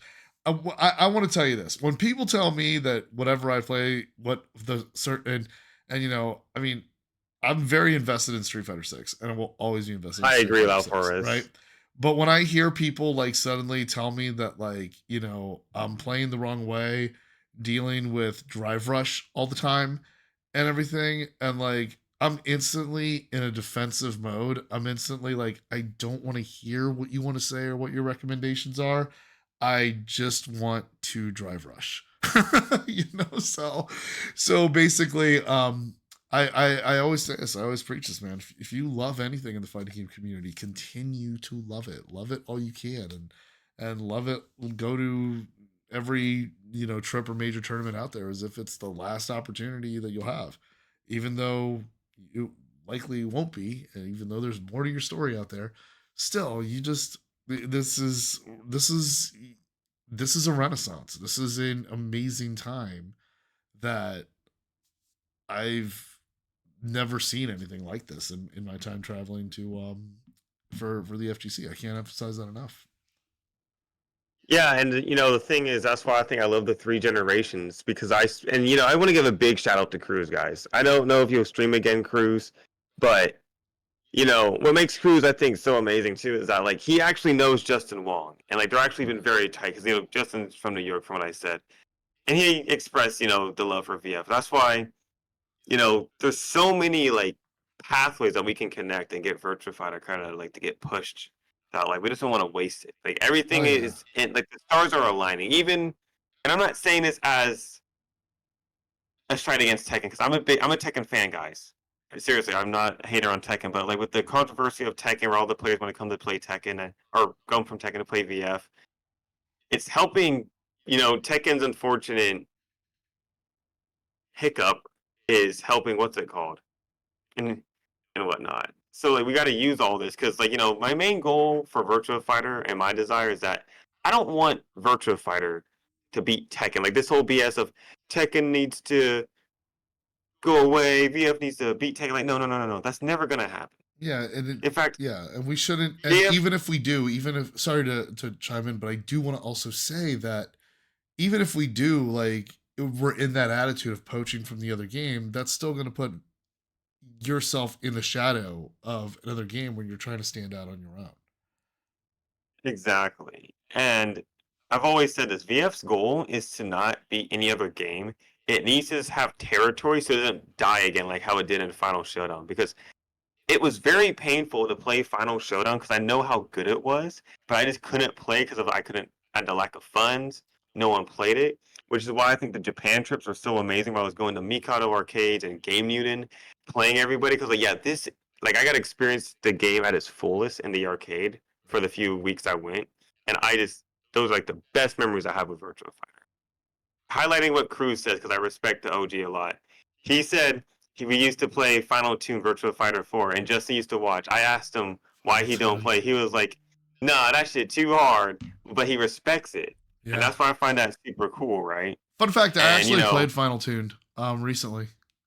It never came out in the US. On the emulator. Yeah. I had an opportunity to play it with a good friend of mine had brought over a means to it. It was pretty neat to experience VF4 in that way. I just wanted to chime in there. Well, the funny thing is, and I know Chris is gonna dog me for this. Yes, I know I need to go to New York, but the only Virtua Fighter 4 Final Tune and the only Virtua Fighter 5 R machines that you can play that are in the US are in New York. Right. They imported them there. And that's what makes New York such a pillar, like the OG pillar, because like, you can play any VF you want. If you go to New York, you can play any VF you want. They got it right there. Yeah. And Cruz is telling me he used to play with Justin at Chinatown Fair. He used to play FT right across from MVC2 and CVS2, and we know that's his bread and butter, Justin Wong. Same with Dr. B. So like, and I had many CVS2 and MVC2 people come up to me being like, when I would chat with them, like the VDO, right? Right. Love that guy, Muay Thai champ. He's like, I love VDO. Hell yeah, the P Groove CVS2, Marvel's 2. He's also godlike with probably like the best rogue user in MVC2. Yeah, Rogue Colossus and what was it? Rogue Colossus, and I forgot his third character. But he's amazing. You should see his geese in CVS2. Can I share you a fun story about VDO? I know it's a non sequitur, but I was commentating. CVS2, and I had mentioned I was with a co-commentator on Zerk, and he anti-aired with Geese's super, and I explained how hard the motion is for that. It's down back, half circle back, down forward. It's like you make the shape of a pretzel. And everyone's like, no, there's an input. There's a shortcut for that. There's no way you had to do that. And then VDO overhears us, walks over to the commentary table, slams his fist down in front of me. He goes, yes, I do the pretzel. He said, he's just that guy, man. He's just that guy. Nah, dude. I mean, we became really cool because, like, it's just the fact that, I'm not just a fighting game player. Like, me and VDO are real martial artists, right? Yeah. So we just have that mutual respect for it, even though we do different stuff. But, like, he was just like, man, you play VF and you good at that. I respect that a lot. Like, and that's one thing I love about the FGC is that I love the cross-game respect. Like, I go to Tekken player, they say, dude, you play Tekken, you're awesome at it. I respect it. Like, I love, giving people who don't play VF, but they're good at their other games, their flowers for it, because, like, all the games are hard. You just got to find the one that works for you that you want to commit to. Right. And if you can get good at it, right? Don't be like, oh, well, that game ain't popular, or, oh, well, this, like, no. Oh, yeah. I mean, I've especially had, like, the quote intervention where people are like, you should only, because this was more so happening during Street Fighter 5, but it's also got a taste of it during Street Fighter 6 since it's been out 2 years now. Not to mention the beta that we didn't play. I was none. The beta I didn't play. The thing we didn't have the little side tournaments going on there for about what I think 8 months prior to Street Fighter 6 coming out. We definitely didn't play that. But in that whole thing, I've had people give me the whole speech about you should play one game when you go to tournaments and only focus on that game and only play casuals in that game and only see that. And it's like, my argument to that is you're going to get bored. You are going to get bored and you're not going to, I love when I go to tournaments and full disclosure, I want to be as busy as I possibly can be in tournaments. I want to get as many commentary blocks as I can get. And sometimes you will see me do basically what they call, you ever heard of this, Nova? They call the Vicky Viper rule. No, I did not hear Okay, that. so Vicky Viper, notable retro games player, very good at games like VSAV and CVS2 and as well as some others and as won medals. She enters in like 12 games per tournament, and it got so overwhelming with the multi-bracketing, because I know it's that's an issue with online tournaments. They're talking about how they're banning that. And so it would hold up brackets and everything. So they instituted the what they call the Vicky Viper rule, which means you could only enter in 5 different retro tournaments. I'm like, hey man, if you got what it takes to get the hardware, show up and play, show up and show out. For me, honestly, I was just frustrated with my performance in Street Fighter 5, and I played so many casuals, but I would find myself not knowing many people in the FGC and kind of being bored. So that's when I started playing Super Turbo and I started picking that up. And there are other retro titles, like people are picking up Sonic the Fighters because it's a masterpiece of a fighting game made by AM2. And I've seen Sonic the Fighters have sometimes somewhere from 20 to 40 entrants even, because it's just an interesting game that people have just taken to. I've recently taken to Street Fighter Alpha 3, even though my character sucks in that game, Rose.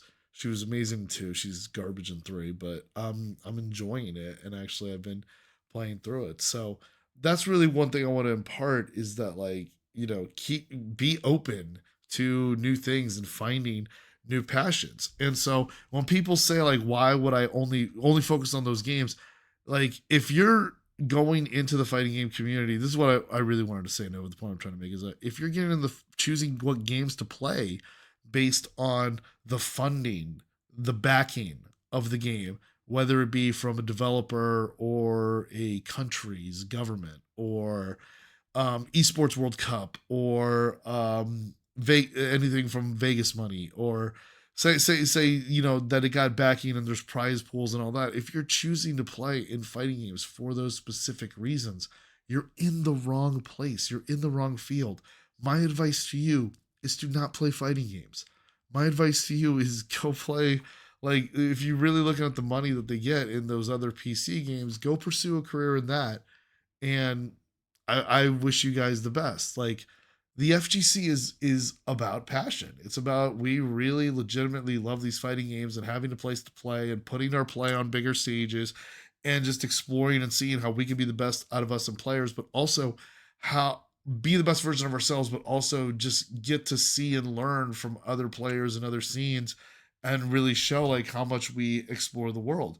For me, the FGC has felt like an adventurous addition to fighting games. Like I'm finding searching for new opponents out there, and in doing so, we all find and communicate with each other, and we just get involved, and we look out, and everybody helps each other to really just make these tournaments bigger and come together. Like it really is the lifeblood that that we have together.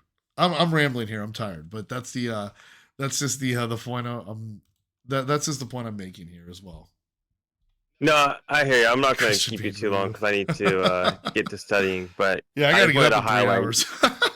Yeah, so that's another thing. That's what I was going to say. Definitely, I look forward to working with Juicebox and seeing gauging the interest with my scene, so we can set up some 5v5 or 3v3s. Also, like I said, NYCVF is very big because well, I don't gotta go to bed or nothing else in while it is 10:41 p.m. over here. I ain't in grade school no more. You ain't my dad. No, I'm playing. But but one shout out to NYCVF is that like he really put Cruz really puts people on back when he used to do the streams, because like Kiasao, he is the Tetsujin, right, of Yeah. Kage. He's one of 6 players who has that title. The VF lore in terms of like Japan goes really deep, right? And he put a story together, being like, yeah, Kiasao won a 100-man gauntlet. One of his gauntlets is in VF3 on YouTube when he went to Europe, and when he came and played everybody. Yo, it was so freaking sick seeing him play, and like that was probably my first time I've seen like a Japanese Kage, and how like he was. And I met the man also. I met Kiasao, so humble. I had dinner with this man. Like if I'd be starstruck I swear every time I go to Japan or these FGC events, I'd be getting starstruck. I'm like, I saw these guys on the YouTube. Now I'm eating dinner and sharing a meal with them. So yeah, I think the FGC is amazing for that, especially the Virtua Fighter ones. I also got to meet Monty and Kung Fu Smurf. I made a Facebook post and Twitter post highlighting them because like Smurf, always known of the man, but when you meet the people in real life, bro, like you just really see how much of a difference it is. Where like you see like raw like when I see Kung Fu Smurf, I see Kung Fu Smurf with the name. I don't see Kung Fu Smurf as a person. So when I got to meet the person, same thing with the Rock Reaper. I'm like, oh, you're Right. not just letters. You're a person. I like you. You're the same.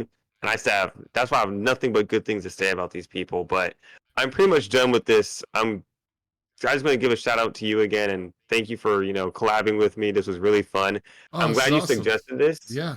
I was gonna make this way more boring by just going all into, let me tell you why I did this and what I tell you I did this, but I wanted to make this stream chill. I wanted to give my own combo breaker thoughts and also explain why I was at the ceremony because I had to catch a flight. Overall, I'm glad I went. Always a pleasure seeing y'all. My goal is to go to Evo. I hope it happens. Um, Mainly because Aoki asked me during Frosty's if I was going to Evo Japan and if I was going to Evo. I said maybe to both, but I want to make one of them for sure. So yeah, but I have nothing else to say. I guess I'll just have to thank everybody who visited and who watched the stream. So Chan Chai, B Bounty, Elson Wong, Fright Fog, Firebird, Yeah, you guys. Cruise, Thank you Space so Time, much. Sago, Tango Man, LD Wells, my bro. La Fadas, if you're gonna have that tournament, please keep promoting it. If I think we follow each other on Twitter, I want to retweet your stuff. And yeah, I'm about to sign off, and I appreciate you guys. I'll have the final word, Chris. Yeah, I'm heading out as well. I'm beat, but this was awesome to be a part of. Yeah, glad you guys saw this. Honestly, I'm gonna upload the VOD of this on YouTube. Download this and so make that accessible with a nice little thumbnail and some SEO for it to catch on. Nova, we'll definitely collaborate more on content as well, because really love the conversations we've had since even going before Fight Kingdom as well, and to do that. And again, like I'm just ecstatic about the VF community, and just I've been commentating fighting games for 10 years, and it's mostly been in the space of retro and Capcom games. And fun fact, my first ever esport was actually Dance Dance Revolution. That was actually the first thing I competed in, going all the way back to 2001. I actually have the trophy for winning a freestyle competition in DDR Storm, so I can legally say I'm a DDR champion.